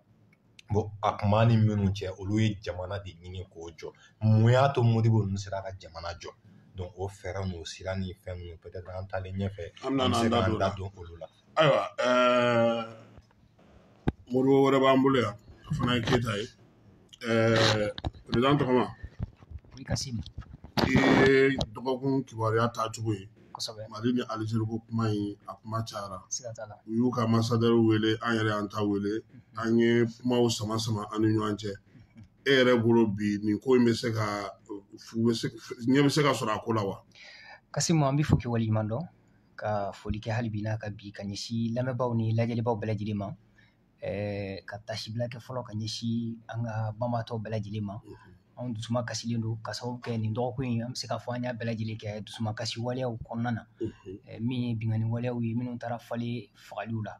naramara kɔnɔna na donc o kama maa o maa binna ka taa ntɛnɛndon na Muruja ka taa se Araba Nara ni Giri cɛ an bɛ tasibila kɛ ka ɲɛsin a bɛɛ lajɛlen ma dalen b'a la tagalen ɲɛfɛ an bɛna an da don lakanako kan min ye Mali ni Algérie ta in ye Kassim nin ma bali ne la ka sababu kɛ ni maa ye gɛrɛli la k'a y'i teri ye n'a bɛ ka janfa k'i nɔ i kɔfɛ a ma se i ka a kɛlɛ don dɔ la tiɲɛ bɛ bange donc Mali ni Algérie ta in kɛra o de ye an mɛnna an bɛ nin ko in na mais i b'a dɔn nin éclatement min filɛ ka kɛ nin ye a bɛ kɛ sababu ye an b'an janto an yɛrɛ la quoi an b'an teri dɔn an b'an jugu dɔn quoi maa caman bɛ yen u bɛ sama la ko accord surtout mankan in bɛɛ bɛ accord in de nɔfɛ donc maa caman bɛ sama la an ka taa accord la an ka taa accord la mais en réalité est-ce que a bɛɛ lajɛlen ŋaniya ye bɛn yɛrɛ sabatili ye Mali jamana kɔnɔ wa est-ce que a bɛɛ lajɛlen ka nafa dɔ tɛ bɛnbaliya sabatili la wa donc nin waleya in nana kɛ sababu ye ka na o de bange Kidali minɛni de nana ni o ye n'o tɛ ni ne bolo n'a sɔrɔ ni Algérie ka wulikajɔ fanga tun kun ye bɛn bɛ se ka na Mali kɔnɔ cogoya min na malidenw ni ɲɔgɔn cɛ Kidali minɛni tun bɛ se ka kɛ sababu dɔ ye ka se ka Algérie ka dɛmɛ kuraya ka ɲɛsin Mali ma parce que Mali ni Algérie n bɛ se k'a fɔ a bɛɛ lajɛlen ye kelen maliden min bɛ Algérie bi a ka ca ni banasi Algérien min fana bɛ Mali la yan nɔ min bɛ feere kɛ a ka ca donc c'est comme si an farafinna jamana an bɛɛ lajɛlen de ye kelen ye an ka fɛn bɛɛ lajɛlen lielen bɛ ɲɔgɔn na mais ni a ma ɲɛ ko a kɛra tan cogoya fana na ne bolo a ka ɲi cogo di parce que a bɛna kɛ sababu ye an bɛna dɔn an t'an n'an bila dɔn désormais an ni jɔn kan ka jɛ parce que Mali bɛ a yɛrɛ ka jɛ kɔlɔlɔ de kɔnɔna na rébellion min bɛ an fɛ yan nɔ an ka jɛ kɔlɔlɔ dɔ de don an ni Libyɛnw jɛra an ye baaraw kɛ mais Libi fanga dafirili senfɛ a kɔlɔlɔ nana yɛlɛ Mali kan donc an bɛ o gɛlɛya de kɔnɔna na o bɛɛ ye coopération de ye donc ni jɛ kɔnɔna na ni e ka politique fanga ma bonya ni i ni maa min bɛ jɛ la n'ale ka politique fanga ka bon surtout que ale ka intérêt défendant o de bɛ en jeu o bɛ sɔrɔ e ka dugukolo sanfɛ donc la personne fera tout pour que a ka se k'a ka intérêt sɔrɔ donc Mali kɛlɛ bɛɛ lajɛlen y'o de mais bi na n'i y'a ye k'a fɔ État du Sahel jamanaw farala ɲɔgɔn kan c'est parce que ils ont vu que u ka intérêt bɛɛ lajɛlen ye kelen ye ni dankari kɛra u la a dankari kɔlɔlɔ bɛ se u jamana saba bɛɛ lajɛlen ma donc a mɛnna o de tun kan ka ye jamana ninnu ɲɔgɔn cɛ mais ni a ma ɲɛ ko o nana ye nin waati de la a ma tiɲɛ donc a kɛli bɛna kɛ sababu ye ka se ka fanga don nin jamana saba in na u ka jɛ ka jugu kelen parce que jugu kelen bɛɛ de b'an jamana saba bɛɛ lajɛlen na donc Algériens ka nin ne bɛ se ka min fɔ la dɔrɔn o de ye k'a fɔ ko hali bi n'a ka bi n'a ma dɔ fara Mali ka yɛrɛma hɔrɔnya kan Mali ka kelenya kan a tɛna fɛn bɔ o la n tun bɛ fɛ ka min fɔ Algérie ko kan o y'o ye ayiwa o faamuyana Mala i b'a dɔn k'a fɔ ko in a bɛ tali kɛ nin waati laban in na accord d'Alger ko de la an b'a dɔn k'a fɔ aw banna accord d'Alger ma a mɛnna mais munna Algérie e yɛrɛ bolo a y'a sigi fo ko bɛɛ lajɛlen ka tiɲɛ ta parce que accord yɛrɛ kuma tun tɛ ka fɔ depuis mois de mars tɛmɛnen sunkalo ni sunkalo makɔnɔ bɛɛ lajɛlen tɛmɛnen ka fɛnw bɛɛ kɛ fo ka n'a kɛ Mali yɛrɛ ko ko MINUSMA ka taa ka bɔ yen Algérie tɛ ka kuma a ma fosi fɔ fo waati laban in de la a bɛ wuli ka nin waleya ninnu ta ka ɲɛsin ma mun de la o b'a kɛ. Bon Kassim o faamuya ka nɔgɔn n'i ye 2022 le 15 août 2022 don min na Faransi an ka mɔgɔw y'u bisimila k'a fɔ ko bisimila sisan u bɛ se ka taa n'u yɛrɛ ye n'u bɔra anw ka jamana kɔnɔ donc n'i y'o lajɛ i bɛna tila k'a ye o y'a sɔrɔ an bɔra G5 Sahel la donc Algérie voyait les menaces venir vers elle tout doucement d'accord donc ni ninnu bɛɛ bɔra yen jɔn de bɛna bila kɛnɛ kan sisan c'est elle mais a tɛ girin ka bɔ n'a yɛrɛ ye k'a fɔ ko ale bɛ ninnu kɔ o bɔlen kɔ a la an b'a ye k'a fɔ MINUSMA mɔgɔw fana ka tagali fɔlen depuis yen Algérie wuli ka jɔ caya mais o si fana ma Algérie jigi tigɛ c'est la charte du Liptako Gourma ni o ye AES ye o nakan o ye Algérie ka influence de menacer dans le Sahel et dans la bande sahélo-sahélienne. Bon, Algérie n'est pas prête à perdre cette influence-là. Bon, diyagoya ye o ye maa min mago b'a a yɛrɛ la i b'i janto i yɛrɛ la i bolo fɛn o fɛn i ka fanga bɛ se maa o maa la a man di maa si ye bi i ka jɔn ka moto t'i bolo donc Mali tun b'olu bolo jɔnya minɛn kɔnɔ ka d'a kan u bɛ min da finmanw kan a fɛ yen n'o y'a sɔrɔ kunu kun tora o kɔnɔ o kun tɛ kɛ hali maliyɛn na. Donc bɛɛ bɛ évoluer i ka dynamique kɔnɔ olu ka maaya tasira ye nin ye anw ka maaya tasira ye min ye i n'a fɔ Assimi ninnu y'a fɔ c'est le respect de la souveraineté du Mali la souveraineté du Mali souveraineté suguya ka ca mais le pouvoir de décision anw ka maaya tasira ye min ye o y'a ɲɛfɔ mɔgɔw ye clairement mais bi Mali mago bɛ jumɛn na accord ko in kɔnɔ fɛn t'a kɔnɔ min bɛ se k'a fɔ ko o ye anw jigisigi kan ye. Donc, nous m'a beaucoup fait officiellement, mais bébé a d'accord accord jora. Mais officiellement, nous au bora la fana, on est qu'à formalité ou des dafa, parce que déjà accord qu'era en ciment tché, en plateforme tché, au mas ça va de combat comme. Donc au clou ça va chiter un bimim c'est qu'à foko avec un accord en comme. Ciment n'est plus au Mali. Plateforme est dissoute déjà parce que mamie qu'on a avec plateforme qu'on a au loup de bi. Donc autorité elle est face à elle-même maintenant donc formellement à Bana maintenant ni mokoche ni Algérie donna en kani oye peut-être ni ne se ka kɛ sira yɛrɛ min se ko da yɛlɛ ka bɔ yen donc ni min mais est-ce que a man yɛrɛ Mali k'a fɔ Algérie yɛrɛ ɲɛna bɔ e bɛ ka na ko accord ko mais anw tɛ accord ko la tuguni n'o sɔrɔ ko wɛrɛ min b'i kɔnɔ k'o fɔ an ye ayi a ma se i ka taa fɔ yen nɔ ale ye médiateur de i bɛ médiation kɛ i ni jɔn ni ɲɔgɔn cɛ an bɛ wage fɔ yan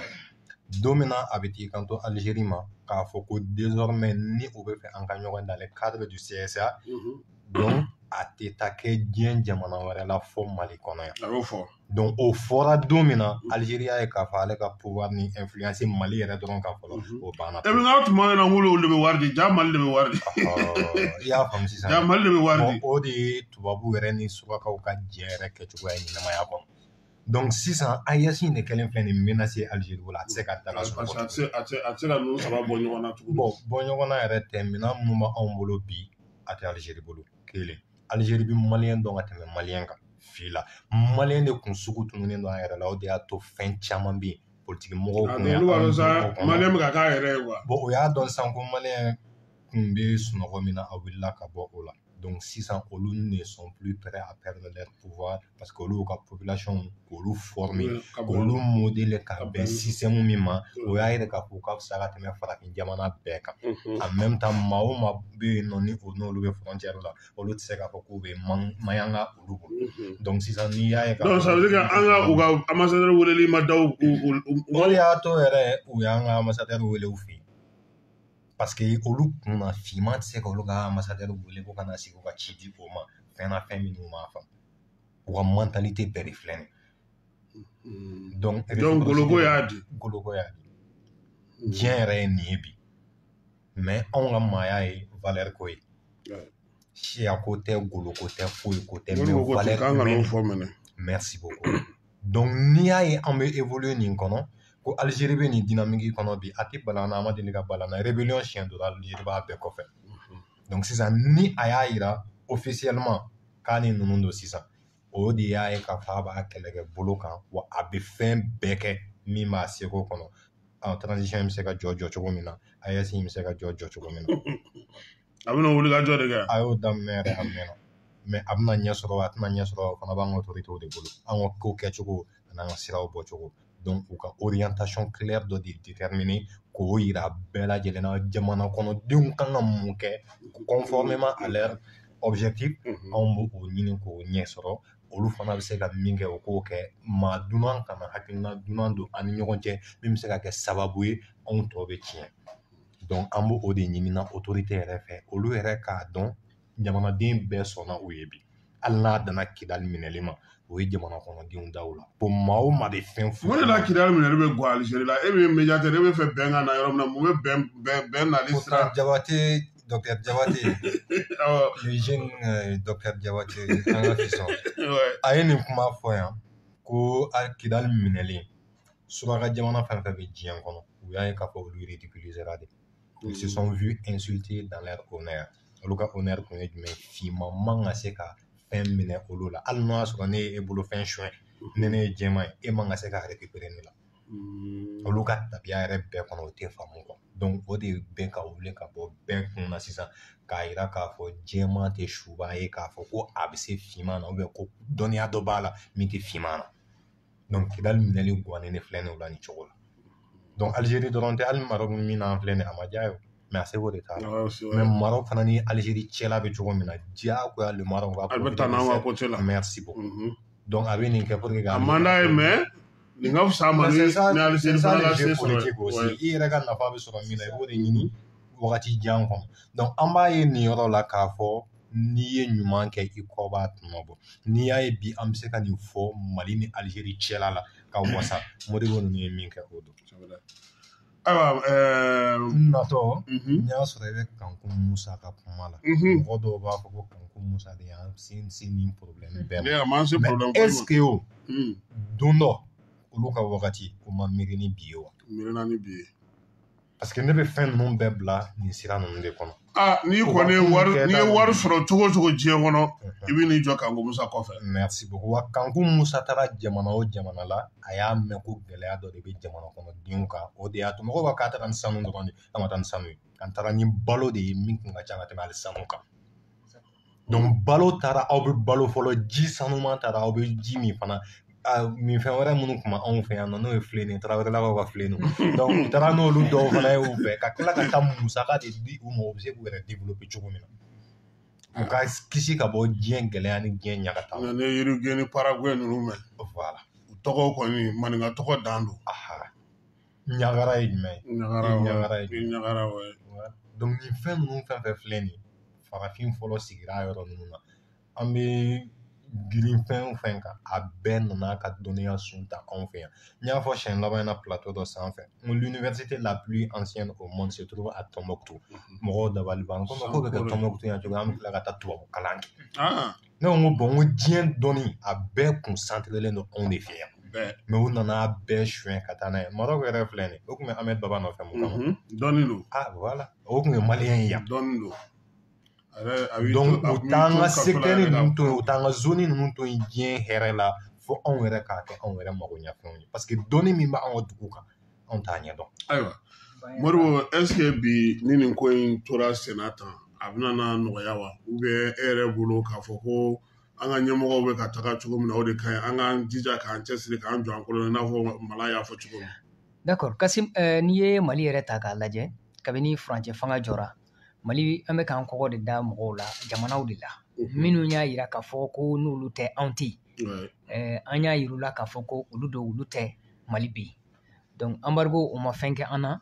Dieu merci o tɛmɛna o y'an kɔkɔ de c'est à dire que a ye maliyɛn yɛrɛ fɔlɔ a tun bɛ fɔ de ko an y'a fɔ Niger ye ko Niger aw sɔn embargo ma voilà donc a b'a to a bɛ ko dɔ faamu exactement fɔlɔ a tun bɛ fɔ de ko maliyɛn kan ka formater mais grâce à la transition o kumakan in nana bila a nana fɔ ko maliyɛn kan ka former an nana b'o la fo bi maliyɛn nana jɔ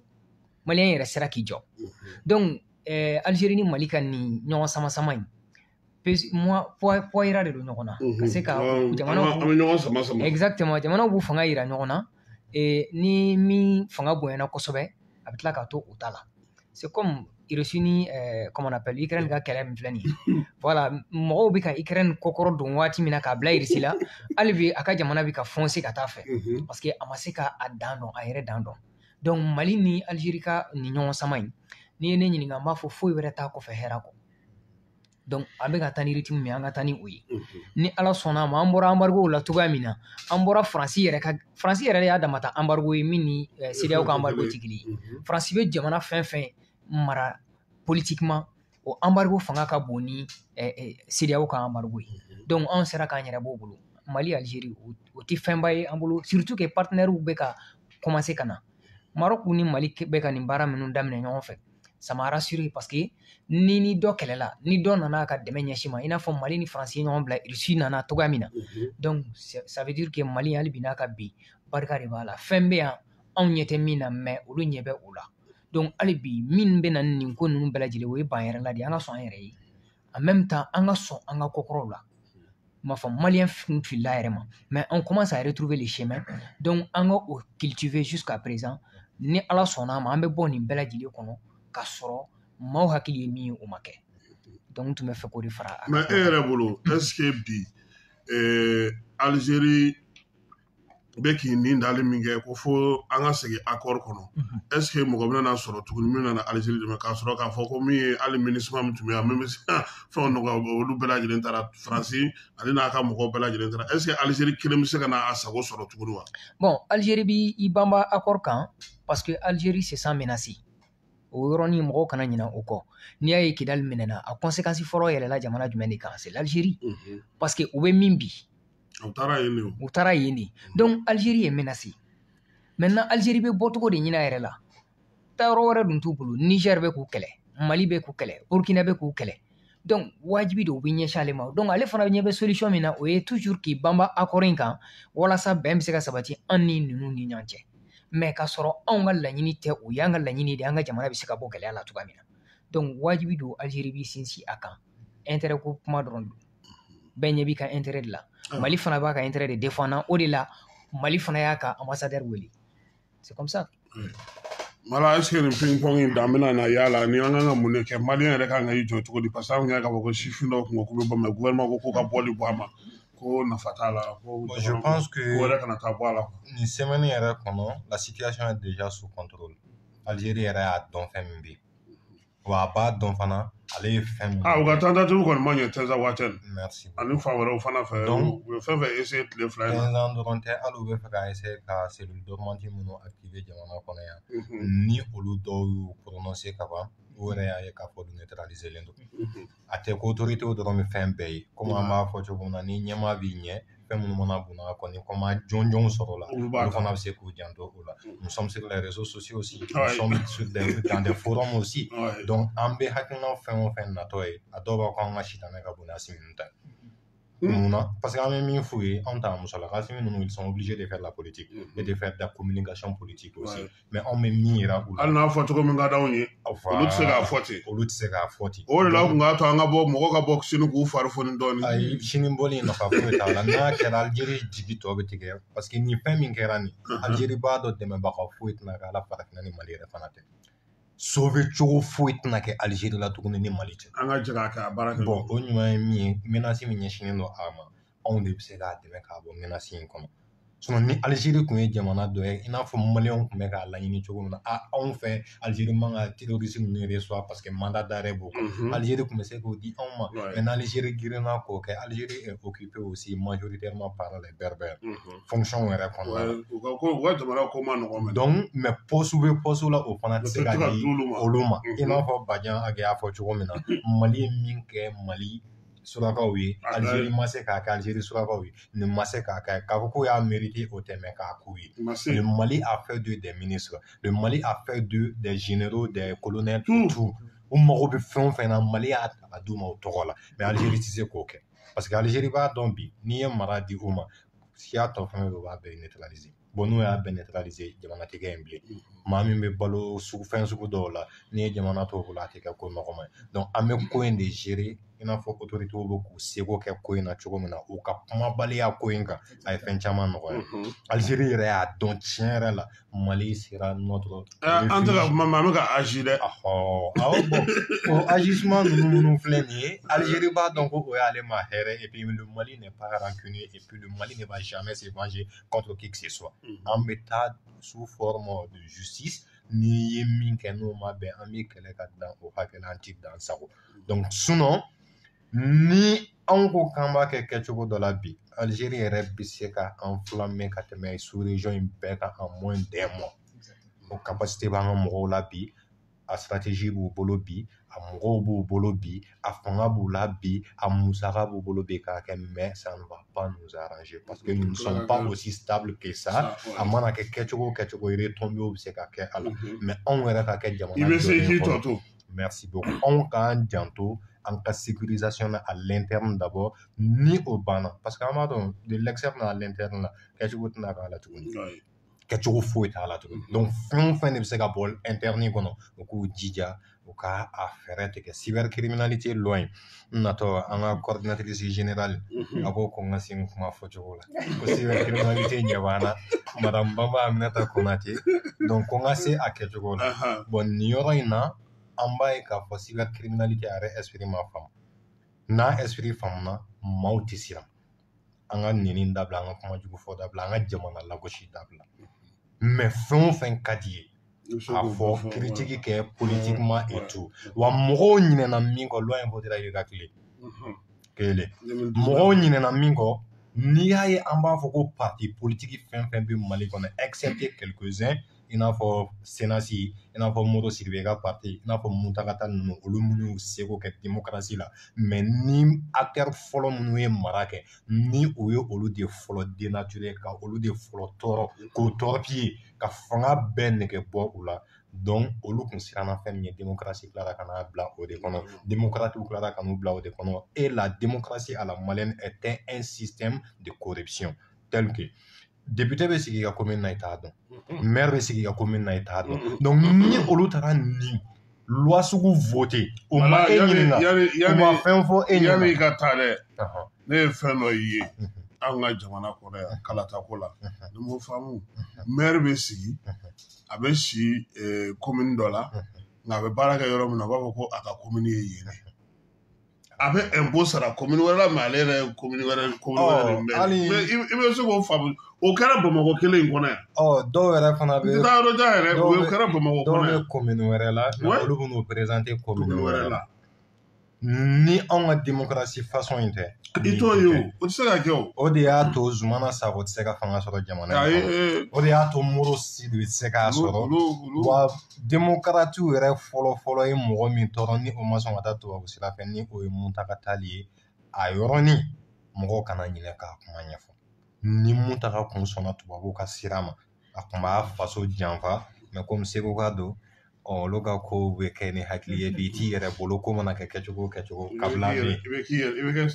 donc o démocrate maa saba ninnu an bɛ se k'olu fɔ an bɛ dugawu fana kɛ Ala ka hinɛ Mamadu Lamini Tarawele fana la miiriya ɲɛma ale fana tun b'a kɔnɔ donc olu mɔgɔ 4 ninnu kɔfɛ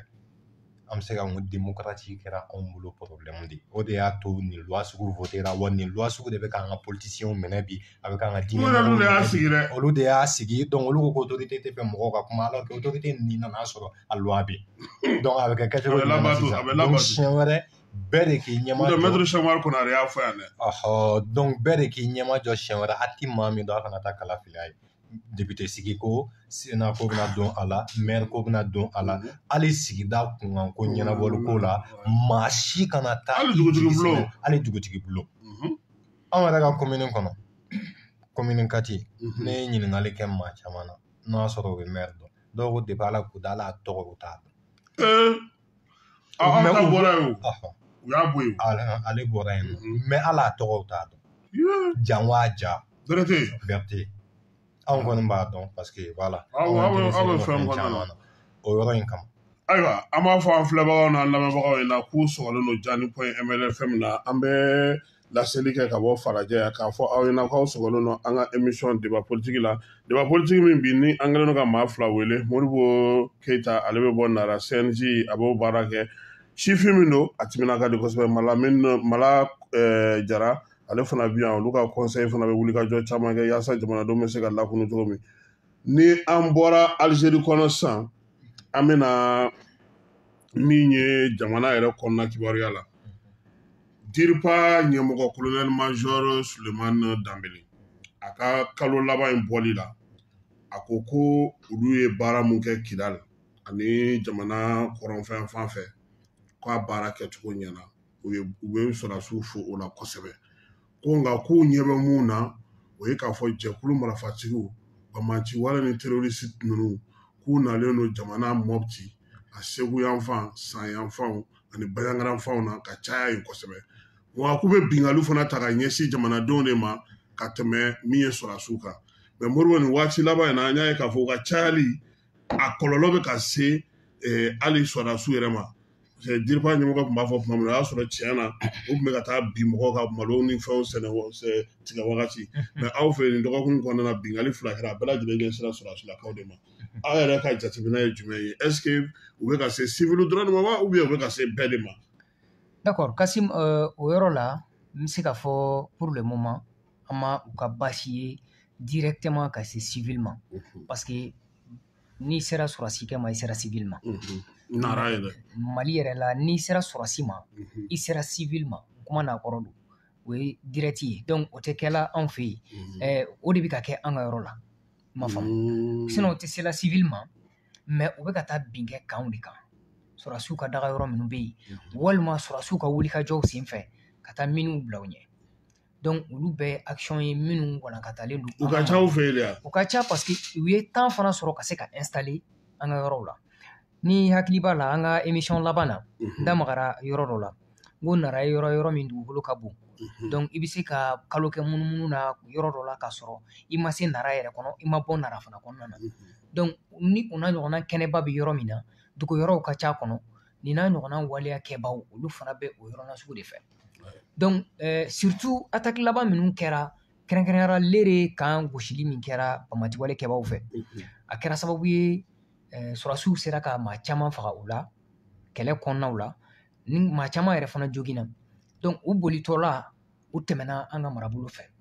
ka taa u furakɛ Moritani n'i ma fili teleso dɔ yɛrɛ reportage k'a kan u bɛ Moritani furakɛliw la yen donc o mɔgɔ kelen ninnu olu bɛ yen ka fara attaque min kɛra Gawo kan ka ɲɛsin Gawo kan ma sɔrɔdasiw ka riposte fana fanga bonyana u ma o kɔfɛ minnu ye bateau fana gosi o riposte kelen fanga bonyana nin bɛɛ lajɛlen de ma donc depuis o waatiw la u commencera ka na dɔɔni dɔɔni an ka yɔrɔw la fo ka na kɛ Kidali minɛni u nana tɔ bɛɛ lajɛlen juguya parce que taayɔrɔ wɛrɛ tun tɛ o zone na u ɲɛ b'a la Mali sɔrɔdasiw ka fanga bɛ ka bonya o côté la donc olu bɛ taa ni côté jumɛn sisan yɔrɔ min na u bɛ se ka fɛrɛ o fɛrɛ yɔrɔ in de ye sud yanfan ye donc o de kow bɛ sen na ka tɛmɛ Suwala Sokolo yanfanw fɛ ni o bɛ Segu mara dɔw kɔfɔ parce que n'i bɔra Lere i bɛ se ka n'i yɛrɛ sɔrɔ Jabali Sokolo olu bɛ sira jan kelen ainsi de suite fo Nara Gire Nara donc ka tila ka t'i yɛrɛ sɔrɔ fo Ɲoro de Sahel Kayi yanfan donc a bɛɛ ye bandi kelen de ye ka taga maintenant o kɔlɔlɔ de bɛ ka yɛlɛ anw kan an bɛ waati min na ko bi u nana en vague u ka ca donc ils ont eu le temps de s'installer aussi o de kɛra problème ye u ye sigiyɔrɔw sɔrɔ ka se ka mais duguladenw tɛ se k'u kofɔ wa bon e ko kofɔli dɔrɔn b'a ɲɛ kofɔli tɛ fo wulikajɔ de ka kɛ sinon ni kofɔli kɔni don ala barika la o bɛ kɛ an bɛ don min na ko bi mais le problème c'est quoi u sera ka temps sɔrɔ ka se k'u sigi fo ka taa fɔ u sera ka maaw caman sɔrɔ k'u nɛgɛ k'u fara u kan tuguni ka formation kɛ mɔgɔw kun awɔ n'u nana localité min na maa minnu bɛ fara u kan u b'u former de donc u sera k'o de sɔrɔ n'i ye Murujan attaque ta i k'a lajɛ attaque 3 de kɛra ka ɲɛsin Murujan kan ma fɔlɔ o da ma diya u la filanan o da ma diya u la mais o attaque 2 bɛɛ u bɔra fan jumɛn de fɛ ka ɲɛsin Murujan kan ma u bɔra yɔrɔ de la yɔrɔ min ni a bɛ fɔ a ma ko Falu ale ni yɔrɔ min n'an b'a fɔ a ma ko comment on appelle Bakunu kɔnɔna na ka na Falu fɛ donc Falu yɛrɛ commune yɛrɛ kɔnɔna na n'i y'a ta k'a lajɛ yɔrɔ damadɔ bɛ yen min ye bamaci wale kɛbaw daga yɔrɔw ye donc u bɛ bɔ o sira ninnu de fɛ kɔfɛ sira ninnu de fɛ ka nara munumunu donc kana sɔrɔ kana bin Muruja kan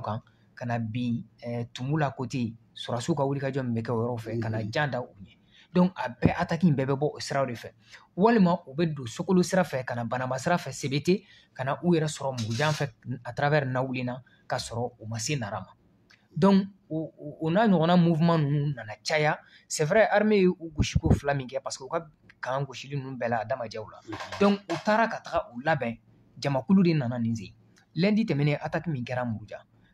min yera Murujan yen nɔ n'i m'a ye i tɛ se ka da la n'a fɔra donc u ka ca de fo ka taa fɔ a to ten u nana ka na yɔrɔ envahi armement b'u bolo a kama donc u bɛ attaque fɛn fɛn yɔrɔ kan fɛn fɛn bɛ yen nɔ n'u y'a sɔrɔ ko o ye cible dɔ ye u bɛ se ka min atteint immédiatement u bɛ firi o da la donc olu tɛ se ka foyi kɛ bɔ yɔrɔ wɛrɛ tɛ yen bilen u b'u sago sɔrɔ donc c'est comme ça que l'attaque s'est passée à Muruja u nana en 2 vagues ka na bi kan kan voilà. Ayiwa an ye a mɛn ko o yɛrɛ kɔfɛ fana Surasiw fana wuli ka jɔ kɛ mais Mala est ce que bi an ka armée man ka stratégie fana falen dɔɔni c'est vrai que kunnafoniw caman bɛ di surtout anw yɛrɛ ka Segu mara la Moti mara ni Sani Baɲangara ninnu don o don mɔgɔ bɛ weleli kɛ k'a fɔ ko terroristes bɛ yan u ka ca u jama don u dogoyɔrɔ ni fɛn mɔgɔw b'a bɛɛ fɔ mais i b'a ye k'a fɔ armée bɛ wuli kuma la ka repousser kɛ nka u bɛ tila ka na tuguni. Ayiwa Kasim nin kuma diyara n ye stratégie tɛ falen a bɛ améliorer de davantage ka taa fɛ. Ayiwa an ye bamanan ye. Awɔ donc amélioration ye fɛn min ye a la an ti sɛgɛn k'a ɲɛfɔ ni kɛlɛ binna jamana kan tubabuw degilen don fɛn min na n'u donna ni balawu ye kan a ye formation yɔrɔ min fɔ il a parlé avec précision. N ka cɛkɔrɔba ye kan to ma ko n'i bɛ fɛ ka maanifin ka du ci a ma se i k'a fɔ kuma bɛɛ bɛ marifa ta ka n'a nɔfɛ i b'a yɛrɛ denw tiɲɛ k'u bila a la bon n'i y'a denw kalan k'u bila a la i b'i sago sɔrɔ du bɛ halaki denw bɛ bila cɛkɔrɔba la cɛkɔrɔba bɛ denw kɛlɛ donc u bɛ ɲɔgɔn bɔrɔtɔ ten ka ɲɔgɔn kunkolo wolo bɔ u bɛ tila u bɛ taa n'u yɛrɛ e bɛ to yen nɔ an b'o o gun dɔ de kan bi kɛnɛma jugu caman kɛra olu la mais sokɔnɔna yɛrɛ la u ye minnu former k'u bila an na n'i ye communication jateminɛ il est malheureux de le dire sinon n'i ye TikTok jateminɛ i bɛ ka Facebook jateminɛ bi i bɛ taa sɔrɔ mɔgɔw n'u ka micro sigilen don k'u bɛna prêche kɛ mais u bɛ kuma minnu fɔ kuma ninnu jamana jɔ kumaw tɛ basigi kumaw tɛ dilanni kumaw tɛ bon o mɔgɔ ninnu fɛn o fɛn bɛ yan k'u bɛ ka na gun dɔ kan ou bien k'u bɛ ka na sira ɲuman dɔ ɲɛfɔ an ye ko ka an bilasira an bɛ tila k'a ye olu ka kuma ani an ka tabiya yɔrɔ ka jan ɲɔgɔn na i n'a fɔ jɛgɛjalan ani baji bon mɔgɔw b'olu kelen kelenna bɛɛ bolo wa centre b'u bolo u bɛ mɔgɔw former idéologiquement dynamique dɔ kɔnɔ donc o aspect ninnu filɛ nin l'état doit prendre ça en compte donc ni olu taara en compte fɛn caman bɛ yen u yɛrɛ bɛna bɔ olu kalama a tɛna da diinɛ kun a bɛna da mɔgɔw kun parce que fɛn caman bɛ kɛ ka birifini dɔ biri i da la ni o ye diinɛ birifini ye an bɛɛ b'a dɔn k'a fɔ diinɛ donna ni fɛn 2 de ye Mali kɔnɔ seli ani sun hali n'i bɛ don kɔmɔko la kɔmɔ don kan bɛ yen n'i bɛ don silamɛya la kalimatu sahada bɛ yen mais min ye diɲɛ jogo ɲuman ye diinɛ ma don n'a kelen ye anw fɛ yan donc o ka se ka nin sira ninnu de datugu dɔɔni fo ka n'a to maliyɛn ka hakili sɔrɔ bon anw seko ka dɔgɔn a la parce que n'anw kumara fanga min bɛ diinɛ mɔgɔ la a tɛ anw na n'i ko k'i bɛ kuma dɔ ta k'i b'u sɛgɛrɛ a ka ca Ala fɛ problème bɛ se k'i sɔrɔ l'état n'est pas là donc i b'i kuma fɔ cogo dɔn i n'olu kana se ɲɔgɔn ma donc i bɛ état ka responsabilité de interpeller toujours a ka assumer comme il le faut ni min bɛ se k'a kɛ ka di fɛn sira in kɔnɔ logique kɔnɔ o k'a ka fɛn kɛ mais bɛɛ de kɛlen don bi karamɔgɔ ye wa bɛɛ de kɛlen don bi wajulikɛla ye wa bɛɛ de kɛlen don bi n b'a bɛɛ ɲɛdɔn misiriw ka ca na an sisow ye ni misiri cayara an bɛ Hayidara fɔ yan toujours il ne cesse de le dire ko depuis misiri cayara ko jiraya cayara dɔrɔgu min cayara nigɛlɛya cayara maafa cayara diɲɛ jugu bɛɛ cayara an ka jamana kɔnɔ ko k'a sɔrɔ kɔmɔko tun bɛ yan bolisɔn tun bɛ yan wagati na danbe tun bɛ mɔgɔw la mɔgɔw bɛ maloya ko dɔw la mais bi depuis misiri cayara o ko ninnu cayara donc fɛn dɔw don silamɛya la gosili tɛ nin tɛ se ka silamɛya la gosi maa tɛ se ka silamɛya la gosi mais maa lankolon minnu bɛ ka silamɛya birifini da o kan jamana k'i janto o communication la. Ouais, ne ko de n ko min ye anw yɛrɛ jamanadenw ye an fana jɔyɔrɔ kan ka k'a ko la par exemple sisan n'i ye bɔlɔlɔ siraw ta sisan dugu mana jɛ ne yɛrɛ ye n sigi dɔrɔn ka calculer ten wajulikɛla min bɛ ci ne ma tile kɔnɔ o ka ca ni kunnafoni bon n'o bɔra la furakɛlikɛlaw ni ɲɛbolo ni fɛnw o fana ka ca ni wajulikɛla ye kosɛbɛ o fana mana tɛmɛ ka bɔ yen min ye kuntankow ye c'est-à-dire kuma minnu fɛn dɔw de i b'u lajɛ ten nafa t'a la ten foyi t'i ma o fana ka ca ni o ye bon ni anw yɛrɛ tora an yɛrɛ ma ten ko foyi tɛ mun b'a cadrer est-ce que anw yɛrɛ nɔ tɛna na k'a la a karisa comme bɔlɔlɔ sira yɛrɛ nafa ye min ye n'i tɛ fɛ ka fɛn min ye i t'a ye o est-ce que an yɛrɛ man k'an yɛrɛ kalan fana Kasim tɔn dɔ bɛ e bolo tɔn dɔ bɛ ne bolo ne ne ka tɔn ko k'a bɛ se e ta ma diɲɛ don o don kuma dɔ la n'o y'a sɔrɔ e ka maa dɔ bɛ sanfɛ a bɛ se ne la halisa o bɛ Mali kɔnɔ sinon kuma bɛ kuma la stratégie bɛ stratégie la ko bɛ ko la anw kun y'a daminɛ mais an tilara ka segin an kɔ parce que ni fanga ma se niveau dɔ la n'i ko k'i bɛ ko dɔw kɛ i bɛ kɛ problème tɔ ye et puis mɔgɔw t'a faamu hali n'i y'a kuma fɔ a faamu ka gɛlɛn an kumana accord d'Alger min kan ta k'a daminɛ du kɔnɔna la ka na sigida la ka na jɛɲɔgɔn kunda ka na politiki kunda min dara an kan n'an kun k'an b'o bɛɛ lamɛn san ka sɔrɔ an y'an tɛgɛ jigin pewu awɔ parce que fanga tun bɛ minnu na olu de y'an torpiller n'an ko k'an b'a fɔ comme il le faut i bɛ ka kɛlɛ min d'an kan a ma se k'a da politiki mɔgɔ si kan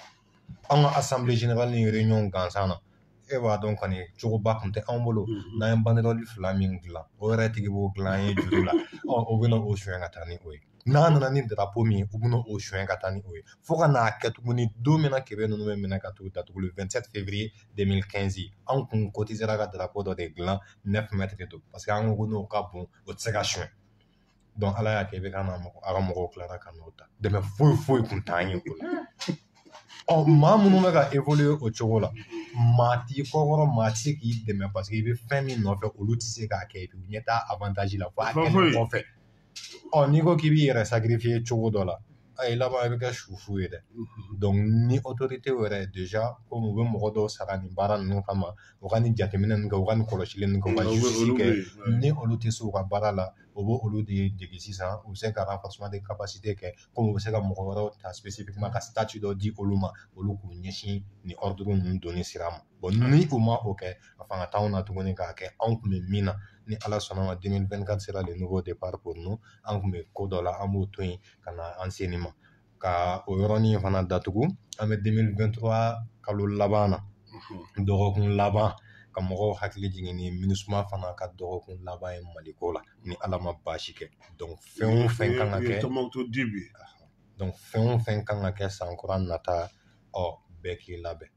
ni élection tɛna kɛ mais anw yɛrɛ bɛ se ka mun kɛ jamana ye davantage ka taa fɛ anw yɛrɛ dama kolo la an k'o ɲini k'o kɛ nin fɛn minnu filɛ nin ye tan a caman bɛ an b'a constat kɛ et puis an b'a signaler fana mais nafa jumɛn b'a la foyi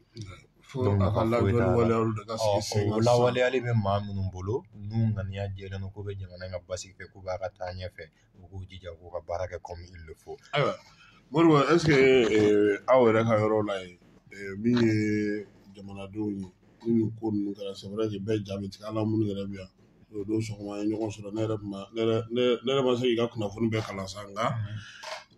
est ce que baara minnu bɛ ka kɛ sɔrɔdasiw fɛ ko in kɛlen ni sisan cɛ o bɛ mɔgɔw hakili sigi wa ani aw yɛrɛ jamanadenw minnu b'a yɔrɔ ninnu na aw jɔyɔrɔ minnu na se ka kɛ mun ye parce que narata a bɛ n'a fɔ u ka sunba dɔ b'aw fan fɛ dɛ.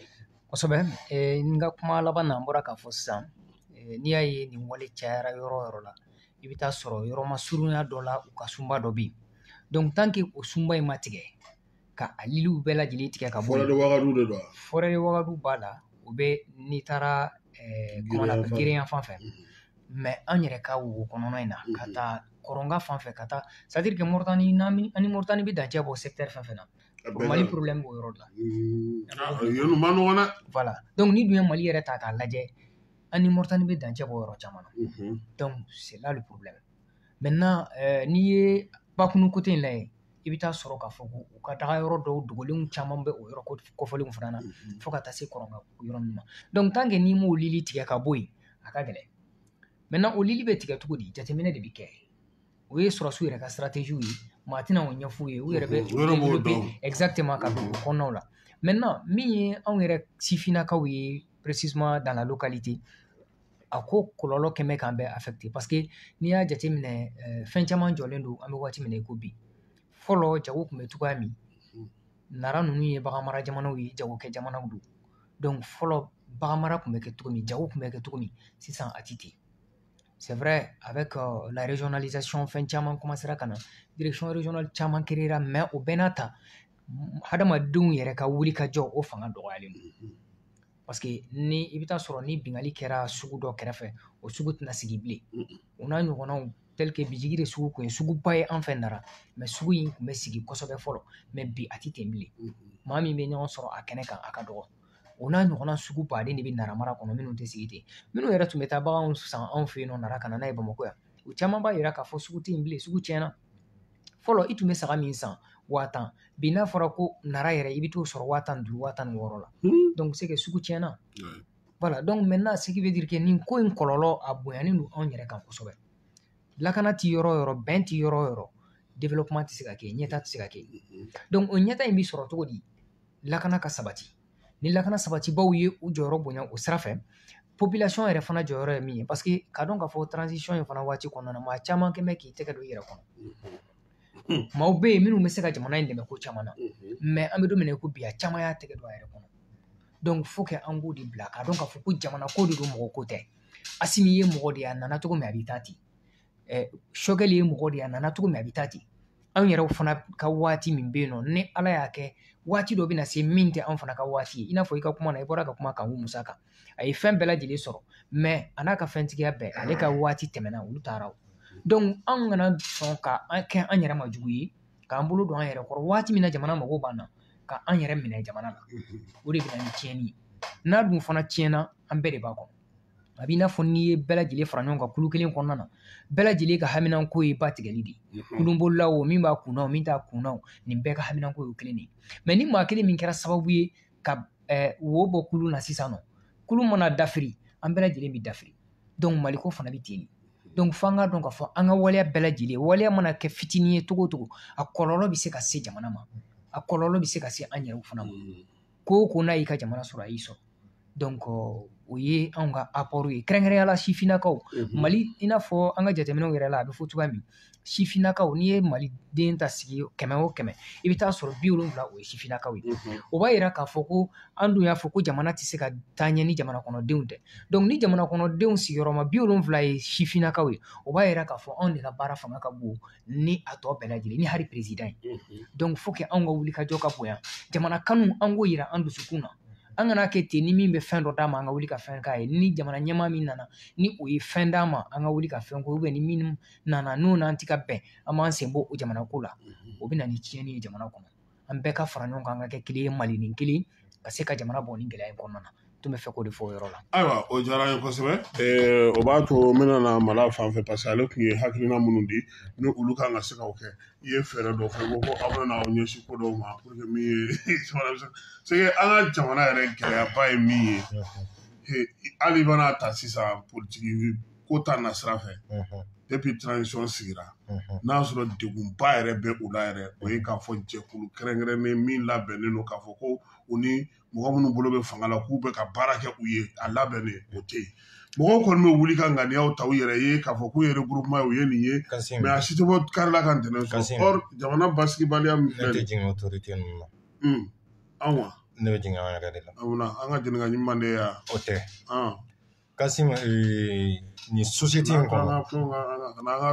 c'est la toute première fois anw ka 11 ans sɔrɔ kɛlɛ dɔ la bon o 11 ans in kɔnɔ anw yɛrɛ san 11 san 11 guerre in bɛ daminɛ don min na depuis don fɔlɔ min na an y'a mɛn ko rébellion Touareg anw ni kasara y'an ka jamana kɔnɔ an bɛ wuli k'an kɔkɔ da ni communication sugu la kelen parti politique kelen ma sɔrɔ min sera k'an appuyer société civile kelen ma sɔrɔ min sera k'an appuyer mais a si tɛ n'i taara fɛn fɛn donc c'est pourquoi n y'a fɔ n ko anw yɛrɛ nɔ don ninnu na wagati orientation jɔnjɔn tun t'u bolo mais ala y'a kɛ u ye communiquant fɔlɔ minnu sɔrɔ u ni mɔgɔ fɔlɔ minnu ye ɲɔgɔn ye n'olu y'a yira ko faransi ye a décidé unilatéralement déjà k'a ka opération jɔ u k'o gɛn o kɛra hakilina fɔlɔ ye min y'u ja jɔ hakilina filanan min y'u ja jɔ o ye ka ambassadeur in gɛn hakilina sabanan min y'u ja jɔ o ye ka G5 kɛ hakilina naaninan min y'u ja jɔ o ye ka accord d'Alger yɛrɛ k'a ɲini k'a banbɔ dɔɔni dɔɔni parce que u mana u da tu accord d'Alger la diɲɛ don o don kuma o kuma la anw ka communication kɔnɔ an bɛ accord d'Alger n'a défaut yira u la u ye feuille de route min bɔ décembre 2021 si j'ai une bonne mémoire a feuille de route kun bɛ Ouaké de ka bolo kan pour l'appliquer on a fait des communications pour lui c'est-à-dire an ye kuma da di a ma a bɛ se k'i intéresser accord in na toujours cogo min na a bɛ se k'a a bali cogo min na an y'o siraw yira a la directive fɛn o fɛn kan ka kɛ an y'a bɛɛ kɛ ce n'est pas parce que k'u kun t'a ɲɛdɔn mais anw bɛ min ɲɛdɔn olu kun t'a ɲɛdɔn olu ye marifatigiw ye mais anw ye min kɛ a la kunun ani MINUSMA mɔgɔw ka formation na u kun bɛ ka laɲini min kɛ IBK n'a ka mɔgɔw ye laɲini min kɛ politique mɔgɔ wɛrɛw ye laɲini min kɛ pour que accord d'Alger bɛ se ka don mɔgɔw kunkolo ma u y'a kɛ ni fɛɛrɛ min ye an y'o bɛɛ noté k'an sigi ni o ye bon an y'a ye sɛbɛ bɛ ninnu ma parce que a caman bɔra terrain sanfɛ u mɔnɛlen don bon n'u mɔnɛlen don anw bɛ se ka mun kɛ anw de bɛ se ka u dɛmɛ ni hakilina ye anw de bɛ se k'u dɛmɛ ni orientation ye anw de bɛ se k'u dɛmɛ ni terrain sanfɛ an ni maa o maa bɛ jɛ la an b'a yir'u la a ye patienter dɔɔni ninnu bɛ ka étape minnu kɛ an bɛɛ bɛ na an sago sɔrɔ mɔgɔ dɔ yɛrɛ delila ka i bɛ nɛni dɔn nɛni bilen da ne kan i bɛ ka tile la ko Kidali tɛ sɔrɔ tuguni mais Kidali sɔrɔ la ale de kɛra mɔgɔ fɔlɔ ye ka ne wele wala ko ja k'aw ka kɛlɛ in nɔ bɔ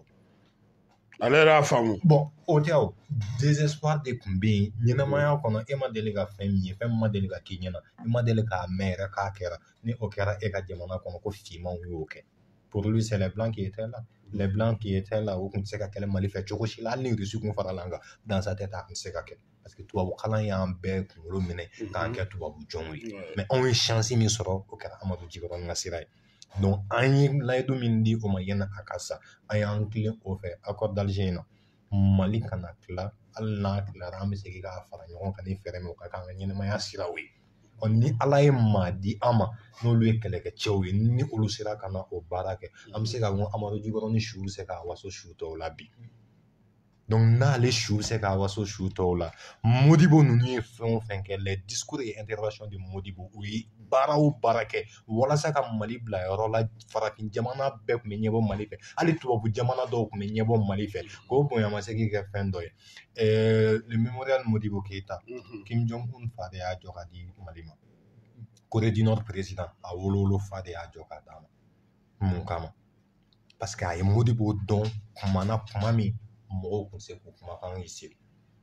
a ye Modibo ka fɛɛrɛw ye a ye Modibo ka vision ye u ye baara min kɛ pour concrétiser le Mali k'u sera k'a kɛ Modibo ka problème kɛra fɛn kelen pewu ye fɛn kelen pewu mais bi o ye solution ye an ka mɔgɔw bolo bon problème an t'o fɔ plateau sanfɛ en ligne na an bɛ se k'o fɔ donc an bɛ fɛ ka baara wɛrɛ minnu kɛ ordre min bɛ se ka don anw yɛrɛ ka sigida kɔnɔ faama ti bin an kan an tɛ bin u kan cogo min na en même temps ka sariya minnu n'an b'a ɲɛdɔn jamana kɔnɔdenw kunkanko kan k'o ɲɛfɔ u ye concrètement walasa bɛɛ n'a ta n'a bila dɔn kasi degun min b'an kan dɔ bɛ ɲa la dɔ bɛ ɲa cɛlakaw la polisiw fɛ baara ma nɔgɔn bi polisiw ka munumunu an ka sigida la a ma nɔgɔn tribunal ko a ma nɔgɔn donc ni mɔgɔw t'u ka hakɛ dɔn ni e m'a ɲɛfɔ u ye polisi tɛ se k'a fɔ k'a b'a bila k'a b'a ɲɛf'i ye donc n'a tɛna ɲɛf'i ye anw m'o kɛ anw yɛrɛ ka charge ye bi k'o ɲɛfɔli baaraw boloda n'a ɲɛfɔra la ni polisi y'i minɛ n'i jo b'a la i bɛ se ka baara min kɛ i bɛ ɲɛsin olu siraw ma donc aw yɛrɛ fana kana kɛ sababu ye ka sens interdit boli walima ka binkani kɛ walima ka polisiw sɛgɛrɛ ou bien k'a fɔ k'i bɛ polisi dɔgɔya hali ni tenitigi y'i provoquer kana tomber a ka provocation kɔnɔ parce que a bɛ s'i la a mana kɛ kɛcogo o kɛcogo merci beaucoup i n'a tɛ kelen donc fɛn dɔw don n'a donna mɔgɔw hakili la ni mɔgɔw y'a Turamacogo ko ten ko ni cɛnin kun t'i kan na n bɛ n k'i kan sisan merci beaucoup bon tenir dans pareil donc an bɛ min ɲɛdɔn an k'o ɲɛfɔ mɔgɔw ye anw minnu ye chance sɔrɔ ka kalan dɔɔni kɛ an ka chance kɛ sababu ye minnu ma kalan sɔrɔ bilahi Kasim ne ye remarque kelen kɛ maa min ma taa tubabu kalan na a hakili ka di ka tɛmɛ maa min taara tubabu kalan na kan tubabukan na i bɛ taa tubabukan de kalan fɔlɔ. Merci beaucoup. Ni m'o kalan i tɛ se ka kalan. La fois dernière on a fait une proposition aux autorités aussi pour leur faciliter la tâche mais u m'a faamu fɔlɔ katakatantigi minnu bɛ ni statut n y'a video ci i ma n'i ye statut particulier bɔ katakatantigi bɛɛ tɔgɔ la Mali kɔnɔ k'a fɔ k'i ka permis i ka visite technique i ka assurance i ka vignette olu bɛɛ kɛ document kelen ye a b'a to katakatantigi bɛɛ bɛ profiter baara min kelen na assurance la ni o kɛra a bɛ charge dɔ bɔ o baarakɛlaw kan alors que bɛɛ b'a dɔn katakatani bɛ livraison minnu kɛ bi a bɛɛ nafa bɛ don jamana kɔnɔ essence tigi bɛ taa sɔrɔ a la mécanicien bɛ taa sɔrɔ a la tulu feerela bɛ taa sɔrɔ a la maa min ka minɛn kan ka taa bila o bɛ taa sɔrɔ a la maa dɔ bɛ balo a la an bɛ moto taxi tigiw dɔn bi u bɛ du 2 de balo donc n'i ye moto taxi fana statut dɔ dilan u ye u ka vignette u ka assurance u ka stationnement ani u bɛ se ka libre circulation kɛ Mali fan 14 bɛɛ ka sɔrɔ polisi m'i degun tentigi m'i degun i yɛrɛ ma taa degun se i yɛrɛ ma i ma degun se mɔgɔ wɛrɛ ma i kan ka maa min ta i b'olu dɔn i man ka maa min ta i b'olu dɔn an y'o dynamique o de daminɛ donc a bɛ se ka kɛ olu yɛrɛ ma jigisigi u ka nafa dɔɔni sɔrɔ u faso la au moins ala y'a kɛ an baarakɛɲɔgɔn dɔ bɛ yen nɔ Lasana Jumasi a bɛ UNTM na a y'an lase o fana ka mɔgɔw ma donc o y'a ɲini an n'u bɛ se ka jɛ ka kuma in fɔ cogo min na an n'u bɛ se ka ko in ta en considération cogo min na o kɔni donna jigi kɔrɔ an ye samedi tɛmɛnen o sera k'an ka moto taxi kelen ani katakatantigi kelen ta formation na gratuitement u sera ka t'o kalan les premiers secours de la circulation routière la u sera ka t'o kalan o la ani code de la route ani fɛn tɔ ninnu u yɛrɛ ye fɛn caman faamu minnu ma taa ekɔli la kosɛbɛ u yɛrɛ nana u bɛ k'a ɲɛfɔ hali bi n ka butigi da la moto taxi tigi dɔ ko ni e bɛ mobili la sisan ka mobili boli k'i kan ka bila i kunna k'i bɛ ka engin joli boli a y'o fɔ maa min yɛrɛ o ye universitaire ye o t'o dɔn nka ale min ma taa ekɔli la a tilara ka explication di clair maa min b'i ɲɛ fɛn rétroviseur kelen bɛ yan min bɛ sanfɛ fana pour que ka kɔfɛla ye ani i yɛrɛ bɛ min kɔnɔ 5 a y'o fɔ yɛrɛ ko tiɲɛ yɛrɛ la ko nin don donc ni ma kalan i t'a dɔn. Merci beaucoup donc n'a bɛ to ka ɲininkali dɔ kɛ a bɛ moto dilanna mɔgɔ joli kama maa t'a sɔrɔ. Voilà donc c'est des choses comme ça a n'a tɔgɔ bɛ ɲɔgɔn na cogo o cogo an ka maaw dɛmɛ n'i y'a ɲininkali kɛ mɔgɔ t'a sɔrɔ an ka maaw dɛmɛ u ka hakilina sɔrɔ wa autorités fana k'a dɔn ni nin baara ninnu tɛ baara foyi tɛ se ka ɲɛnabɔ bi sɛnɛ gun kan degun bɛ sɛnɛkɛlaw kan maa tɛ se k'a fɔ a bɛɛ bɛ moto boli la sisan voilà mɔgɔw dɛsɛra ka taa sɛnɛ kɛ k'u bɛna Bamakɔ ko ka na moto boli kɛ parce que sɛnɛ tɛ tɔnɔ bɔ bilen o bagan mara ale yɛrɛ ye min fɔ nin sisan bagan tɛ se ka san bi k'i b'a mara a ye ne yɛrɛ siran donc o gun kelen minnu ne ka laya bɛ fa a ye n siran bi dɛ merci ça veut dire que an ka daminɛ depuis sunkalo ma autorité fana ministère fɛn fɛn bɛ yen nɔ o k'a dɔn k'a fɔ hakilina dɔ b'o o la mais min ye première république kɛ référence ye diɲɛ kɔnɔ sɛnɛ b'a la bagan mara b'a la jamana kɔnɔdenw ka hakɛ dili u ma tiɲɛ kan o b'a la fɛɛrɛw b'an bolo an bɛ ka réflexion porter fɛn caman kan anw yɛrɛ seko ye min ye fɔlɔ k'o kɛ mais autorité yɛrɛ fana bɛ se ka fɛn minnu kɛ an ye réflexion dɔw porter olu kan an b'a soumettre u ma ce n'est pas un souci parce que bi an ka nkalon bɔ a la pour que ka Mali sɛnɛ kɔngɔ kɛlɛ pewu autorité dɔrɔn de bɛ se k'a kɛ bi jeune diplômé baden bɛ IPR la bi baara tɛ minnu bolo pourquoi ne pas trouver des formations accélérées en Chine en Russie au Brésil k'a di olu ma n'u nana ka espace di ma u bɛ se k'a sɛnɛ cogo min na u ka intégrer comme des fonctionnaires bagan maralaw fana ka kɛ o kɛcogo la mécaniciens fana ka taa former diɲɛ kɔnɔ pour que u ka dege mobile dilan cogo ɲuman na olu bɛɛ bɛ se ka kɛ mais état tɛ nin si fara a bolo kan Somiexi tun bɛ yan nɔ Somiexi tun bɛ mɔgɔ joli balo i b'i ka sɛnɛ kɛ i ka san suma bɔlen kɔ a la a bɛ tila k'a san i bolo i yɛrɛ dungɔ piri la après n'i mago nana jɔ suma la tuguni a b'a feere ma dan ɲɔgɔn na jigisigi to faso ko la mɔgɔ mago tɛ fɛn caman na mɔgɔ mago bɛ dun ka fa n bɛ se ka furakɛ cogo min n bɛ se ka formation sɔrɔ cogo n bɛ se ka abriter cogo min na du dɔ kɔnɔ a banna ni e ye jeune 1000 ta sisan ko k'olu bila ka taa formation accélérée kɛ en agriculture état bɛ dɛsɛ k'o kɛ bi yan surtout avec tous ses partenaires. Il veut qu'un flau blagata, il veut qu'un blagata, il veut binan blagata, ou bébé tout spécialisé fin dollar. Donc nous on en a ça. Nous office du Niger bi sigaso be Sénégal ko lu ko fana terrible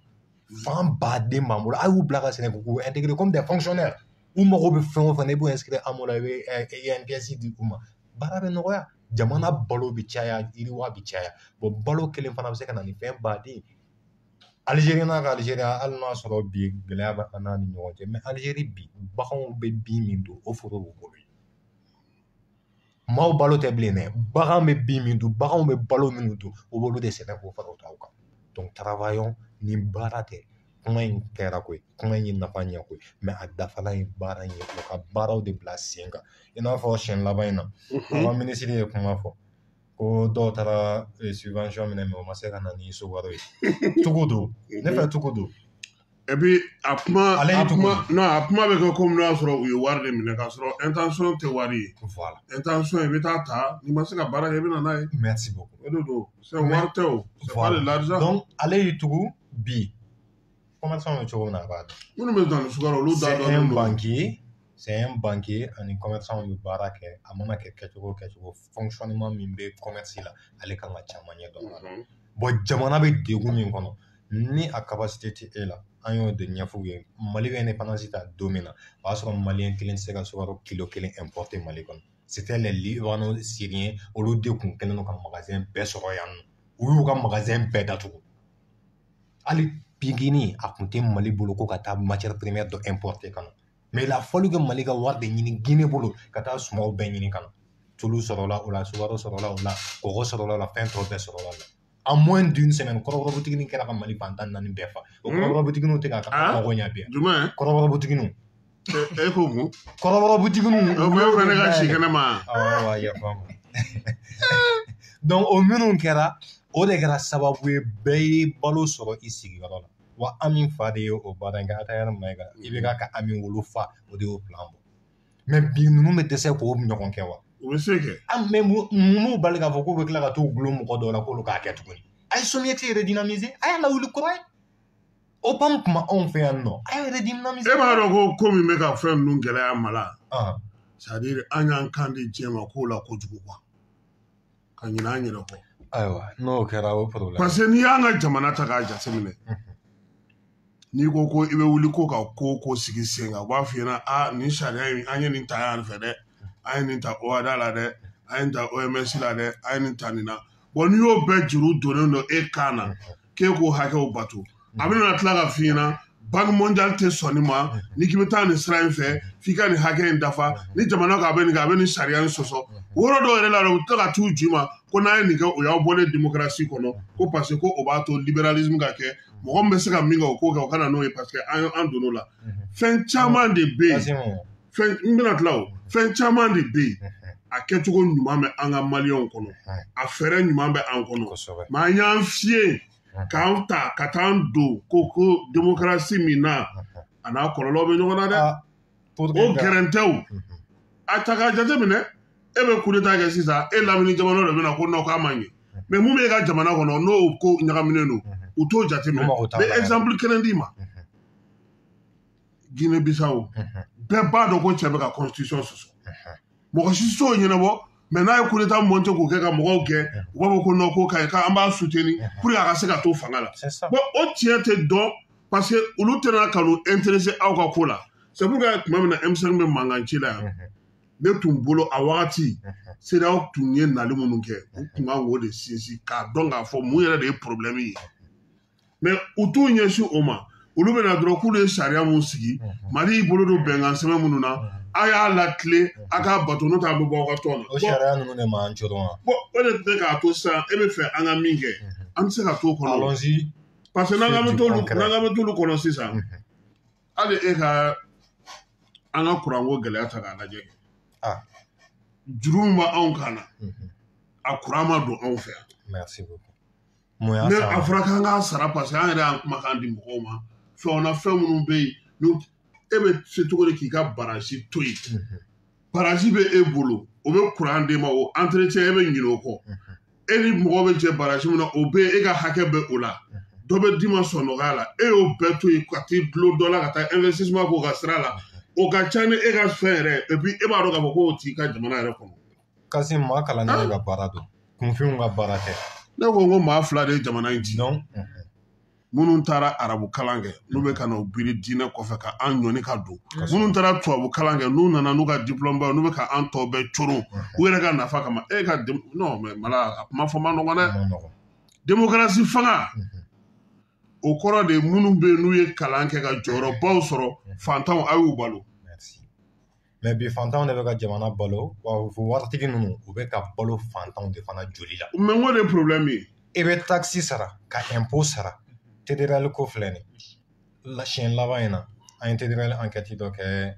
an camarade dɔ kɛrɛfɛ Musa Zan Jara de Kati a ko mɔgɔw tɛ ka tédéral sara nka mairie ye stratégie kura min bɔ ni e taara sisan k'i bɛ taa i ka carnet de mariage nɔfɛ i bɛ taa dilan ni 10 000 don u bɛ se ka 20 000 minɛ e la k'o y'o prix ye olu y'a kɛlɛ kɛ k'a dɛsɛ ni sariya bɛ jamana kɔnɔ ko autorité mago bɛ jamana la o génie min filɛ nin ye Kati ye munna a tɛ statut dɔ dilan k'a d'a ma a k'a janto a ka sigidaw la espace vert fɛn o fɛn tun bɛ Sanafara kɔnɔna la u tun y'a bɛɛ feere mais il a fallu sa mobilisation pour que k'o bɛɛ récupérer k'o di sigidaw ma. Donc c'est des choses qui sont faciles. C'est pas pour couper sa parole mais ne bolo Mali la assistance de TV assistance ko problème de bana. Nous avons la capacité de changer mais on a besoin d'assistance. Voilà. Et c'est ce qui manque. L'État n'accompagne pas. Il n'y a pas de suivi, il n'y a pas d'accompagnement. Voilà. L'État quand a fait nous suit, on te suit. Aka kuma la yano adam gara gɛlɛya dɔw kan. N'i y'a ye effectivement a ye min fɔ o ye solution ye la formation des jeunes ka se ka u former ka baara yir'u la. O dɔw kɛra an ɲɛna mais faut que suivi fana ka kɛ après financement. Parce que n'i ye APJ ta dɔrɔn APJ yɛrɛ exemple palpable dɔ ye Mali kɔnɔna na APJ nana ni programme dɔw ye minnu na u ye jeunes ta yɔrɔw la ka mɔgɔw former ka fond dɔw d'u ma ko o ye démarrage ye mais au fond de démarrage au bout de 2 semaines contrôle nana ye k'a fɔ fond de démarrage yɛrɛ dunna au lieu que e ka taa i ŋaniya yira ka fɛnnin dɔ san saga dɔ san ou bien ba dɔ san ou bien ka arrosoir ou bien grillage san mais est-ce qu'il b'a dɔn dɔw y'o matériel san mais ka tila k'a bɛɛ feere ka ban. Bon. Oui, oui. Bon, suivi ma kɛ a la bilen. Mais tu sais kana a sɛgɛsɛgɛ. Sɛgɛsɛgɛli de bɛ kɛ. C'est ça le problème. Suivi ko problème. A dun bɛ fɔ ko ni APJ fɛn kɛra ni aw y'a kɛ n'a ɲɛna o tɔnɔ de bɛ kɛ ka maakuraw sigi. Bon, a caman de bɛ yen minnu formera minnu y'a wari ta ka. C'est nous-mêmes le problème. Tracteur tununa ne t'a dɔn o taara. Bon, tracteur min tununa u bolo katakata ni hakɛ min tununa jeunes bolo dan t'a la. C'est comme ça. Parce qu'il n'y a pas de suivi. Sugu gɛlɛya min filɛ nin ye ni mɔgɔw siran bɛ k'u da maga la a fanba n'i ye a ta k'a lajɛ a bɛ fɔ ko balo tɛ jamana kɔnɔ ne b'a fɔ n ko balo feere cogo de nana ni gɛlɛya ye parce que kasi suivi tɛ o niveau fana na et puis c'est à dire prix tɛ coordonné Mali kɔnɔna na produit dɔ i b'a san ne fɛ yen nɔ 1000 francs mais i b'a sɔrɔ a bɛ butigitigi wɛrɛ bolo 1500 mais an bɛɛ b'a ta prix kelen na exemple bɛ yen nɔ terre à terre. Libéralisme ye wa. Exactement. Donc e yɛrɛ bɛ taa produit ta société min kɔnɔ o yɛrɛ b'a f'i ye bon an ka prix en gros o ye nin ye mais an ka prix de vente aussi dans les boutiques o fana ye nin ye mais i bɛ taa sɔrɔ butigitigi kelen bɛ yen o bɛ k'a feere 300 ko parce que ale ka yɔrɔ ye yɔrɔ VIP ye e b'a feere la 200 bon maliyɛn fana bɛ o butigi o de préféré ka taga yen ka taa sanni kɛ exactement sinon butigiw bɛ yen tellement que o da ka di f'a dar'u la ko dadumani boutique mais o bɛɛ la mɔgɔw bɛ tile ka pan u la maa si tɛ taa yen u bɛ tile ka taa fan wɛrɛ de fɛ ka taa yɛrɛ yira ka taa wari tiɲɛ yen yɔrɔ la donc o de bɛ na ni gɛlɛya caman b'an fɛ o don tigɛtulu bɛ feere 200 ni 40 waati min na anw tun b'a san dadumani butigi ninnu dɔw kɔnɔna na 170 160 i bɛ ala kale jamana kelen tɛ donc c'est nous-mêmes problème fanba ye an yɛrɛ de ye faut que jamana ka suivi fanga ka bonya contrôle ka kɛ a ɲɛma ni financement min kɛra a suivi ka kɛ a ɲɛma minnu fana bɛ yen ni hakilinaw b'u la ka na ni développement ye u ka accompagner et an b'a ye k'a fɔ au bout d'une année 2 années problème Mali problème fanba o bɛ nɔgɔya. O don n y'o de kuma fɔ yan an kɔrɔkɛ Mariku Buwadi Mali a denkɛ bɛ dɔnkili da ani denmisɛnnin dɔw tura ɲɔgɔn na ko les frères Si. Kosɛbɛ. Kiiri kun fɔlɔ o taara kɛ commune 5 tribunal la o ko a ye taa nin ɲɛnabɔ plainte wɛrɛ taara kɛ yɔrɔ wɛrɛ o kumana olu tribunal minnu bɛ Bamakɔ olu bɛɛ tɛ ɲɔgɔn kalama de wa? Non, o tɛ ɲɔgɔn kalama. O de man ɲi parce que ne taara e fɛ yen e ko ko bon vraiment ni ne ye procureur de nin kiiri in a ye taa nin ɲɛnabɔ an ni ɲɔgɔn cɛ. Anw man ka se k'an cɛ ka bɔ e fɛ yen k'an bɛ taga tribunal an bɛ taa yɔrɔ wɛrɛ la o. Plainte wɛrɛ man ka don. U kan ka bɔ ɲɔgɔn kalama de. Dugukolo kelen don. Normalement kiiri min mana tigɛ commune 5 na. O kan ka na. N'i taara Arkidal o kiiri kelen jaabi kelen de kan ka baara kɛ. Normalement. An ka cɛkɔrɔbaw tun b'olu fɔ ko n'i ye safunɛ ko saya 20 ko Kidal 20 don. Fan bɛɛ 20. N'i ye fɛn fɛn saya o kelen de don. N'i ye a ta prix min na i b'a ta o prix la fan bɛɛ fɛ. Bon sisan ko an bɛɛ bɛ se ka jago kɛ an bɛɛ bɛ se ka fɛn bɛɛ kɛ n'i nana n'i ta i b'i ta ɲini. An ye dɔ kɛ kuma na min ye baabu ye ale yɛrɛ banna parce que an ka wagati tɛmɛna. Mala ni kumakuncɛ kuma min b'i bolo parce que n b'a dɔn k'a fɔ an tɛna ɲɔgɔn to tan an bɛna tila ka ɲɔgɔn sɔrɔ tuguni parce que nin sujet in ni ne bɛna nin lakununi ye an ka jamana kɔnɔ fo que mɔgɔw k'a faamuya k'a dɔn k'a fɔ ko fɛn bɛɛ tɛ faamaw ye an bɛ fɛn caman jalaki kɛ u la mais an yɛrɛ fana niyɔrɔ f'an k'o fana jateminɛ n'an m'o jateminɛ an bɛ ɲɛgɛnw sɛgɛn dɛ. A kɛra sababu yɛrɛ ne yɛrɛ dɔnbaga dɔw ye tentigiw kan u ye polisiw kan o y'a sɔrɔ polisiw bɛ min da ne yɛrɛ kan ala b'a dɔn. Mais nin bɛɛ n'a ta an ti décourager k'a kɛ an ti décourager se t'an ye k'an ban k'a kɛ o parce que an faso de don a kɛbaga tɛ yen na an tɛ donc i bɛ mɔgɔw la ko o hakili la i bɛ to ka nin fɔ polisi ma mais est ce que i b'a dɔn ko sariya ye nin fɔ wa ni polisi ma sɔrɔ k'o f'i ye sinon nɔrɔ e bɛ sens interdit min ka polisi man ka e minɛ ko a bɛ taa n'i ye polisiso la normalement a tɛ kɛ a b'i informer de fɔlɔ k'i ɲininka a karisa i b'a dɔn ko nin ye sens interdit ye wa a karisa n b'a dɔn a i ye sariya jalaki ko kɛ c'est que ni insistera ni minɛna tuguni ni ɲininkara kalabanciya ye tiɲɛ ye mais polisi maa tɛ se ka nkalon tigɛ polisi ɲɛna juge maa tɛ se ka nkalon tigɛ donc o sira naliw fɛ i bɛ se ka sanction bin mɔgɔw kan dɔɔni dɔɔni o cogoya mais a ye mɔgɔw éduquer mɔgɔw k'u ta fanw dɔn o k'u nafanw dɔn Bamakɔ falen don minnu bɔra burusi kɔnɔnaw la mais n'a fɔra ko olu ne yɛrɛ ye kɔdugunika ye donc Bamakɔ falen don olu minnu na kalan t'u ka yɔrɔ la maa ti sɔrɔ olu yɛrɛ ka yɔrɔ la k'a ko polisiso yɛrɛ bɛ yen ko min bɛ se ka mɔgɔw kalan donc olu bɛ ka na Bamakɔ yan nɔ mais ils se sentent vraiment esclaves dans leur propre capitale. Exactement. Donc fo maliyɛn k'a ninkun lafiya sɔrɔ a ka jamana fan 14 bɛɛ lajɛlen na o y'an ka laɲini ye en information en formation an seko ye min an b'o de kɛ dɛ ni autorité yɛrɛ sera ka min kɛ a yɛrɛ an kɔni bɛ kuma an ti sɛgɛn kuma la an ti saliya kuma la n'u ye min faamu don min na k'o kɛ o k'o kɛ n'u m'a faamu yɛrɛ an y'a fɔ don dɔ don n'a nata la anw tɛna jalaki k'an b'an ka responsabilité citoyenne kɛ an faso kɔnɔ donc o de ye gɛlɛman ye anw bolo donc ni n bɛ bɔ kuma la ni min maanifin n'i ye fɛn min k'i faso ye i y'a k'i yɛrɛ n'i ye fɛn min k'i faso la i y'a k'i yɛrɛ la donc an k'a dɔn a kɛbaga foyi tɛ yen anw kelen kelenna kɔ min bɛ se ka min kɛ ŋaniya jɛya i bɛ se ka min ɲa min ye sigida la baara sira fɛ hakilina jigin sira fɛ kalan sira fɛ k'a yɛrɛ dɛmɛ k'a yuguba a yɛrɛ ka baara sira fɛ an k'an jija an ka kɛtaw ka kɛ o ye i bɛ décision min ta bi a bɛ bila i kɔ de ɲɛ dɛ k'a fɔ asimi ninnu u yɛrɛ fana bɛ décision ta bi n'i y'a ye bi Algérie bɛ k'a fléchi ka segin a kɔ k'a bɛna yafa deli kunun de donna a tulo la bon kunun donna a tulo la mɔgɔ minnu fɛ u kɛlɛla bon u kana jigin mɔgɔw la ni mɔgɔw y'u kɛlɛ mais u bɛna décision minnu ta o de bɛ sini o tɔgɔ duman fɔ c'est ça n bɛ fɛ ka min f'u ye wa u k'u tulo majɔ mɔgɔw la u ka mɔgɔ minnu cɛsirilen don baara ka tiɲɛ kan an minnu bɛ kuma la anw dɔrɔn tɛ dɛ maa dɔw bɛ yen n'an t'u sɔrɔ u sen sɔɔni na baara la jamana ko la donc an bɛ mɔgɔw yɔrɔ dɔn u yɛrɛ bɛ minnu yɔrɔ dɔn u k'a yira aw bɛ fɛ ka nin min kɛ aw ka sigida on a besoin du résultat ni suivi évaluation bɛ se ka k'a la cogo min na hali olu yɛrɛ ka baaraw suivi évaluation tɛ yen minisiri caman bɛ yen bi suivi évaluation foyi t'o nɔfɛ alors que fɛn transition ko Mali kura taasira a tun bɛ kɛ wagati na émission tun bɛ kɛ aw yɛrɛ ye fɛn kɛ mais est ce que a bɛ ka kɛ halisa kura daminɛna chaque 3 mois normalement chaque ministère doit venir défendre son programme quand même. Mala i ko k'aw bɛ k'aw labɛn anw yɛrɛ fana bɛ k'an labɛn o baasi tɛ maa ti n'i sigi ɲɛmaaya la tuguni k'a fɔ ko a don ta a bɔ ta i bɛ kimɛli kɛ dɛ baasi tɛ non parce que n'a ma kɛ ten jamanadenw bɛ se ka mun faamuya anw ka kow kɛcogo la a bɛɛ bɛ ka fɔ tubabukan na voilà an yɛrɛ kun bolo ko yɛlɛma minnu bɛna se ka kɛ pour que mɔgɔ ka se ka kow faamu olu bɛ ka tarada parce que halisa an donnen don jɔnya juru minnu na a bɛɛ tigɛli ma nɔgɔ. ye kan to ma siɲɛ laban in na ale n ja kɔnɔ ko normalement ninnu kan ka kɛ exemple tɛ dɛ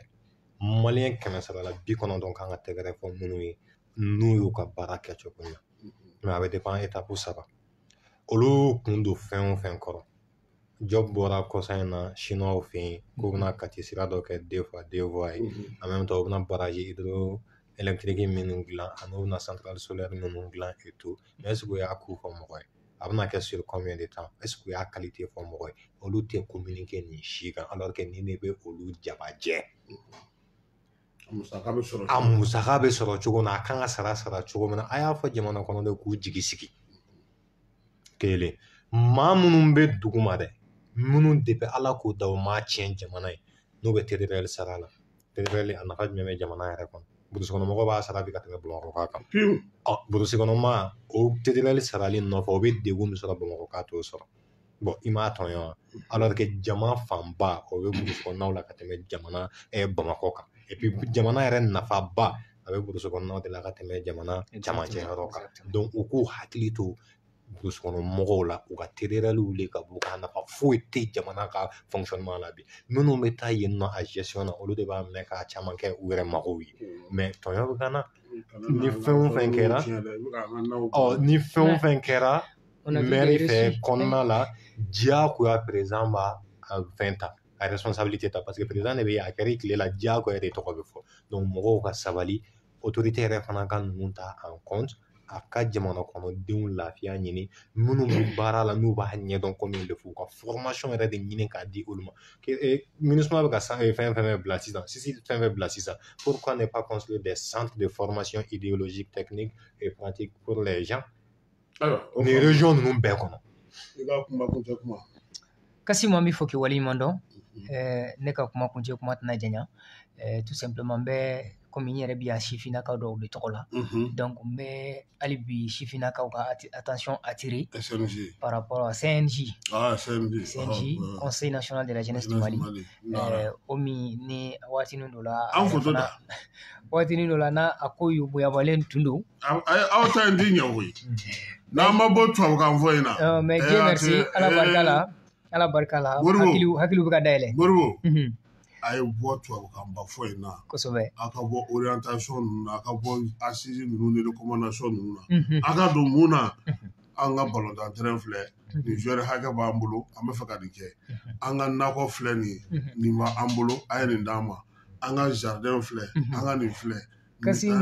aw donn'o la n'a ye production daminɛ exactement mɔgɔw bɛ bonyali d'aw c'est à dire que n'aw tora ko assise ni fɛn ninnu hali ne yɛrɛ ye fɛn dɔ mɛn ne kɔni m'a faamu mais n bɛ fɛ ka se aw ka ministre yɛrɛ ma k'a ɲininka l'hymne de la jeunesse aw ma se hymne national dali la aw bɛ taa hymne de la jeunesse ta aw bɛ ka farati dɛ ça vient compliquer les choses hymne national yɛrɛ baliku baden bɛ bi u ma se o dali la fɔlɔ ni hymne de la jeunesse nana fara o kan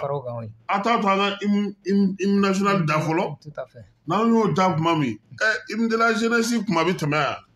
kuma tɛ tɛmɛ o. mais Kassim au niveau là n bɛ fɛ ka yɔrɔnin dɔ f'i ye fɔ ka na a fɔ voilà ministre je pense que a ye baara dɔw daminɛ o cadre kɔnɔna na min bɛ ka c'est à dire volet dɔ tun bɛ o kun salen don Mali kɔnɔ ni o ye formation citoyenne ye c'est à dire que promotion de la jeunesse tun bɛ kɛ futu fana promotion bɛ kɛ mais min ye citoyenneté yɛrɛ ye c'est à dire an b'a mɛn da la fasoden ɲumanya an tun b'a mɛn da la en tant que wali mais avec la création des brigades citoyennes je ne sais pas n'i bɛ k'o jateminɛ brigadiw bɛ ka baaraba dɔw kɛ voilà brigadiw bɛ ka baara dɔw kɛ ka se ka mɔgɔw former ka jeunes former école la ani yɔrɔ wɛrɛw la dugu kɔnɔnaw la ka don hali minnu bɛ bololabaaraw kɛ minnu bɛ wotoroboliw ni fɛnw na ka se ka o fara ɲɔgɔn kan k'u bila jamana ɲɛtaa baaraw la donc brigade bɛ ka nin baara ninnu kɛ ka se ka mɔgɔw former hymne national ninnu ani Mali yɛrɛ armoire ninnu ni fɛn ninnu ka se ka ɲɛfɔli k'u kan bamanankan na pour que u bɛ se k'a faamuya donc o baaraw bɛ sen na ministre bolo donc c'est d'ailleurs pour dire que Mali jamana ɲɛmaa a tɛ 2 semaines bɔ jamana ɲɛmaa tun bɛ Mali sifinnakaw ɲɛkɔrɔ a segira ka wele kan dɔ kan min ye k'a fɔ ko ni ale dɛsɛra o kɔrɔ ye ko Mali sifinnakaw bɛɛ lajɛlen don donc n bɛ fɛ yanni n ka bɔ kuma la ka o yɔrɔ de jeune attention attirer hali bi o yɔrɔnin kan c'est à dire jamana ɲɛmaa ka échec o ye jumɛn de ye o tɛ Asimi yɛrɛ ka échec ye dɛ o ye Mali yɛrɛ de dafirili ye i m'a faamu donc ni Mali dun dafirila o ye maliden bɛɛ lajɛlen de ka maliden bɛɛ lajɛlen de b'a conséquence sɔrɔ donc o kɔrɔ ye di a so tun b'aw cɛla yan a so tun b'aw cɛla de yan Asimi tun bɛ yen Asimi tun bɛ yen clôture la tun bɛ yen donc ce qui Mali état généraux in na donc maliden bɛɛ lajɛlen kan ka ale yɛrɛ ye jeune ye i n'a fɔ anw yɛrɛw voilà donc maliden bɛɛ lajɛlen kan ka o bila i kun na k'a fɔ ko Asimi ka échec o ye an bɛɛ lajɛlen ka échec ye donc o échec in bɛ éviter cogo di i da magara kuma dɔ la sisan fo an ka wuli k'an jɔ an ka wuli ka jɔ ye jumɛn de ye a ma fɔ k'an ka arme ta Asimi yɛrɛ ye i da maga o la a ma fɔ k'an ka fɛn wɛrɛ kɛ mais an ka kɛ jeunes ye des jeunes productifs et non des jeunes consommateurs. C'est l'État qui forme des jeunes productifs. Exactement. Donc i ye formation min fɔ ni État sera k'o kɛ ka se ka jeunes former ka baara bolo dayɛlɛ u ye jeunes fana ka u cɛsiri ka wuli ka jɔ kɛ ka se ka o sira yira jamana fana na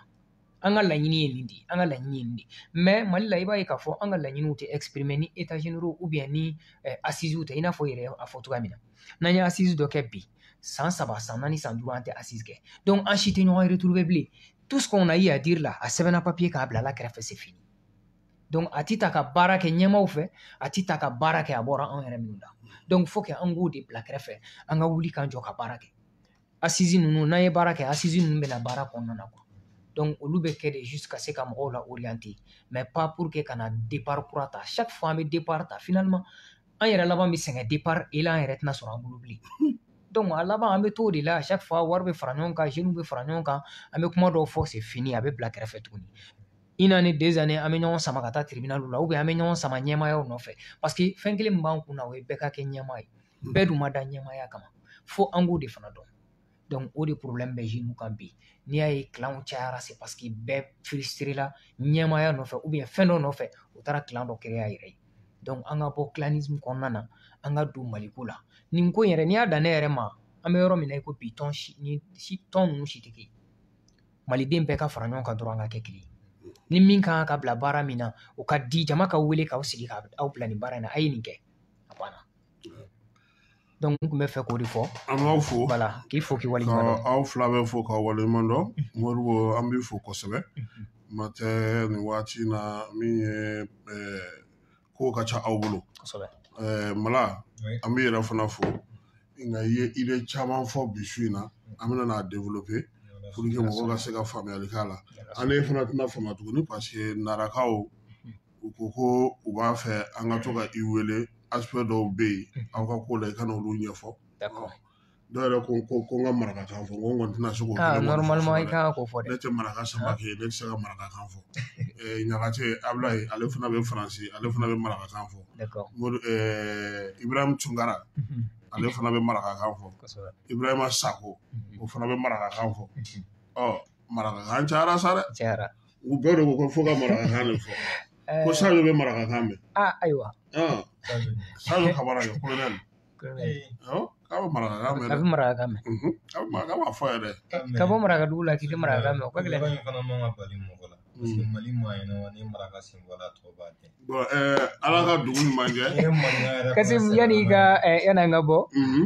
monsieur le maire Amadou Modibo Kane oui monsieur le maire a kɛra fama ye dɛ a bɛ yan a kun tɛ Mali la a natɔla don a bɛ ka na Mali la d'accord k'an bɛ yan d'accord n'ala sɔnna fɔlɔ Modibo Keyita marakaw de y'a lamɔ pour que a ka se ka nin baara ba in kɛ donc o bonya ma se ne yɛrɛ teri bɛɛ ka don k'ale yɛrɛ teri bɛɛ maraka an bɛɛ ka marakaw maraka b'u fo maraka ye fɛn fila de ye tunga ani wari bon est-ce que o de fana ma jamana in tiɲɛ attention olu ta jamana in dun fana i bɛ maraka du kɔnɔ jamana in tiɲɛ tunga ma jamana tiɲɛ jamana in dun fana bɛ tunga bolo dɛ an bɛna babu sigi ninnu kan o faut que voilà parce que i bɛ ka togoda minnu défend tunga taala jugu de ye jamana tiɲɛ sinon fɔlɔ tunga taala ayiwa Keba i Jalo k'i fo k'i waleɲuman dɔn minnu kun sɔgɔlen don a la arajow sanfɛ k'u bɛɛ lajɛlen fo k'a fɔ ko n'Ala n'a kira sɔnna ma nin kɔni ye ɲinan débat politique bannen ye sa wɛrɛ ta sa o na kɛ alamisa wɛrɛ ye an nana sigi kɛnɛ kan olu ta banna o Kasim an b'a ɲini sifinw fana fɛ an bɛ waati min na san bantɔla don ɲɛnajɛw ka ca maaw ka taa dɔɔni dɔɔni bi su in na Kasim yanni ne ka se yan nɔ n ye accident 3 de éviter wa a 3 bɛɛ la mototigiw de don u bɛ ka ɲɔgɔn tan ka bin i b'i o dévier de ka tɛmɛ ka ci ka ci la o kɔrɔ maa ti bɔ sini donc maaw k'u janto u yɛrɛ la ANASER ka sensibilisation bonya kosɛbɛ nin waati in na telew ni arajow bɛɛ k'i seko kɛ a la a kana kɛ jamana ko ye an ye kuma dɔ de fɔ nin structure fɛn fɛn bɛ baarakɛlaw de tɛ ANASER yɛrɛ kan ka si ka bɔ yen parce que franchement ne circulation routière lajɛ ANASER ma u t'a bɔ u yɛrɛ la ka na mɔgɔw sensibiliser dans la circulation pourquoi bɛɛ bɛ moto boli n'importe comment et puis i mana initiative ɲɛnama o ɲɛnama ta u bɛ tila k'a lasa i bolo parce que toi tu ne rapportes absolument rien de voilà sinon i bɛ na ni hakilina min ye a bɛ se ka kuma sinon kuma min fɔ su in na kuma daminɛ mara o y'o de voilà c'est à dire san mana ban u b'a fɔ ko conseil d'administration u bɛ fɛnw déterminer mais t'a lajɛ o kɔ i ye suivi ko kuma min fɔ a tɛ o kelen de don exactement donc o jamana wari ba ta ka da aw ma a bɛ se ka mɔgɔw ɲɛ jamana yɛrɛ ka sɔrɔ hali a ma kɛ nin koba ye jeune 100 dɔrɔn formé a bɛ Mali bɛɛ couverture kɛ bamanankan marakakan filakan sinafɔ kan maa o maa bɛ jamana kɔnɔ a ye dɔw kɛ vocal a tɛ tɛmɛ 5 minutes kan a ye sariya ta e tɛ min kalama dɛ e tɛ min kalama halisa an ma yɛlɛma koyi yɛlɛma problème bɛ a ma yɛlɛma dɛ parce que système min bɛ wari dun na o ma yɛlɛma exactement tant que o de ma yɛlɛma e bɛ na sisan baarakɛyɔrɔ la kɛmɛ b'a fɛ yen nɔ ko bɔn ko yan kɔni daraka bɛ dun don o don mɛ a bɛ dun cogo di a t'o ɲɛ f'i ye parce que ale yɛrɛ t'o ɲɛ dɔn musaka bɛ bɔ min a bɛ bɔ yɔrɔ jumɛn ale t'o ye ale kɔni b'a fɛ a bɛ dun don o don donc e fana bɛ n'a fɔ a ko komi daraka bɛ dun don o don ne tɛ daraka dun so tuguni ne bɛ na yan bon baarakɛyɔrɔ ninnu fana système bɛ ten de u b'a f'i ɲɛna ni ne tun bɛ kɛ ni ne tun bɛ kɛ e fana ko donc n'o don ne fana bɛ nin kɛ bon mɔgɔ tɛ temps di yɛrɛ ma k'a fɔ an ka bɔ nin kɔnɔ an ka mɔgɔ an sigikun y'a minnu ye sinon sɔgɔma e bɛ se cogo di k'a faamuya k'e bɛ taa baarayɔrɔ la k'i bɛ taa i ka facture sɔrɔ u b'a fɔ ko non k'i jɔ k'an bɛ ka daraka dun EDM gisew baarakɛyɔrɔbaw kasi Mali papier dilan ça c'est notre problème dumuni san papier dilan fɛn kelen kɔni kɛra o diyara ne ye depuis Sadio nana a ko garde o garde bɛ jɔ banque de la n'a nana sɔrɔ i tɛ yen don o don i b'a ɲɛfɔ dɛ i ma taa permis billet san ka ma yen i ma taa sogo nga ma i ma taa brochette san ka ma ye i bilara ka marifa di ma sécurité de kama i sigi kun ye o de ye banque da la i ka sira t'a tɔ si la ka t'i yɛrɛ don banque fɛnw na c'est pas ton problème nin parce que bɛɛ o y'ale ka kɔrɔ mɔgɔ ye gardiw de don Kasim nin bɛɛ y'an ka miiri hali bi an yɛrɛ an danbe la quoi parce que n'i ye fɛn dɔ sara ta k'a sɔrɔ i m'a baara kɛ i kan ka ɲugu i yɛrɛ la Mali jɔlen n'o kan bi voilà donc o de ye problème ye mais komi i n'a fɔ i yɛrɛ fɔ cogoya min kow ka ca kumaw caman bɛ yen an ye fɛn caman kumaw bɛ yen ni ala m'an jɔ an ka jɔnya la an bɛna kuma u bɛɛ lajɛlen kan an bɛ bɛɛ fo ka bɛɛ waleɲuman dɔn an bɛ nin hakilina minnu fɔ nin ye tan jeune CNG yɛrɛ bɛ jamana fan 14 bɛɛ u bɛ fan o fan c'est un outil de travail ka normalement formateurs dilan ka exactement u bɛ don villagew la u bɛ taa cerclew kɔnɔ u bɛ se ka mɔgɔw organiser cogo min na k'u structurer cogo min na foroba sɛnɛ bɛ kɛ sigidaw la cogo a bɛ juguya dɔgɔya mɔgɔw ni ɲɔgɔn cɛ Kasim an ye formation dɔ kɛ mais an ye dɛmɛ ɲini an ma se ka dɛmɛ sɔrɔ mɔgɔw k'an dɛmɛ finalement an yɛrɛ y'a bɔ an yɛrɛ kun se bɛ minnu ye ka musaka fara ɲɔgɔn kan ka se ka jeune fila ta commune kelen o kelen kɔnɔ Nara commune na mun de fanga ka bon an fɛ yen bagan mara don bagan mara tɛ taa fɛn jumɛn de kɔ o ye balo ye donc bagan dumuni o production ka se k'u former o la a coût taara yɛrɛ sɔrɔ fo 1 million et quelque la mais a dɔrɔmɛ kelen ma bɔ jamana kun a ma bɔ mɔgɔw kun minnu yɛrɛ b'a fɔ ko olu ye jamana ɲɛta kɛbagaw ye donc an yɛrɛ de y'a ɲini ka se ka dɛmɛbagaw ɲini na nin yɔrɔ la n bɛ foli kɛ ka ɲɛsin madame Haidara ma jɛkulu dɔ bɛ yan ko CCRM a bɛ baara kɛ o kɔnɔna na a y'an dɛmɛ kosɛbɛ an ka marraine tun voilà donc an ka marraine tun don ale yɛrɛ de y'an dɛmɛ kosɛbɛ parce que a ye hali an dɛmɛ ka se k'an ka délégation dɔw ta ka bɔ Bamakɔ ka taa n'u ye Nara donc an b'a fo o la donc o n'a ɲɔgɔnna wale caman mais jɔn b'i dɛmɛ a kɛli la c'est un problème mais a kɛra sababu ye jeune minnu y'a kɛ hali bi dɔw bɛ yen olu bɛ ka balo a la u sera ka pierre alléché dilan bi in na pierre alléché ko bɛ cogo di u sera ka paille dilan bin fɔlɔ i tun bɛ bin de kɛ ka so sanfɛla fa ka f'i bɛ tilema kɔnɔ don dɔ la fiɲɛ dɔ bɛ wuli tasuma dɔ bɛ don a la a bɛ kɛ sababu ye ka taa n'i ka fɛn bɛɛ mais paille dilanni nana kɛ sababu ye i bɛ min bila guwa sanfɛ i b'a bɛɛ lajɛlen dilan mulu kɔnɔ k'a bila sodenni kelen kɔnɔ a tɛ tiɲɛ wa a bɛ bagan nafa a bɛ se ka mara fo kalo 8 fo san 1 donc o n'a ɲɔgɔnna activités bɛ yen embauche activités bɛ yen an mago bɛ o de la an mago tɛ ka taa wari di jeunes dɔw ma k'u bila fɛn na bon aso kan ka k'o dɔn ayi aw taara a sigi ka kalo min kɛ kumaba in na nin ye tan siga kuma in kɔni ka ɲɛ Kasimu livre sɛbɛn in nafa t'a la siga kuma i bɛ ka nin de kɛ yan fɛn min kɔrɔbalenw ta yɛrɛ ma lajɛ kumabaw ta ma an bɛ bi ta bila yan Kibaru Jalo n'Ala sɔnna a ma an na ɲɔgɔn sɔrɔ k'a fɔ bɛɛ lajɛlen ɲɛna fana an ka chaîne YouTube fana bɛ yen mɔgɔw bɛ se k'o abonné o kan sabula sɔɔni an bɛna direct daminɛ ale kan a bɛɛ ye tɔgɔ kelen ye débat politique Jani.ml avec Kassim Traoré o kelen de don an b'aw bɛɛ lajɛlen fo Malayi Jara Modibo Keyita Keba Ala ka sini jira an na merci beaucoup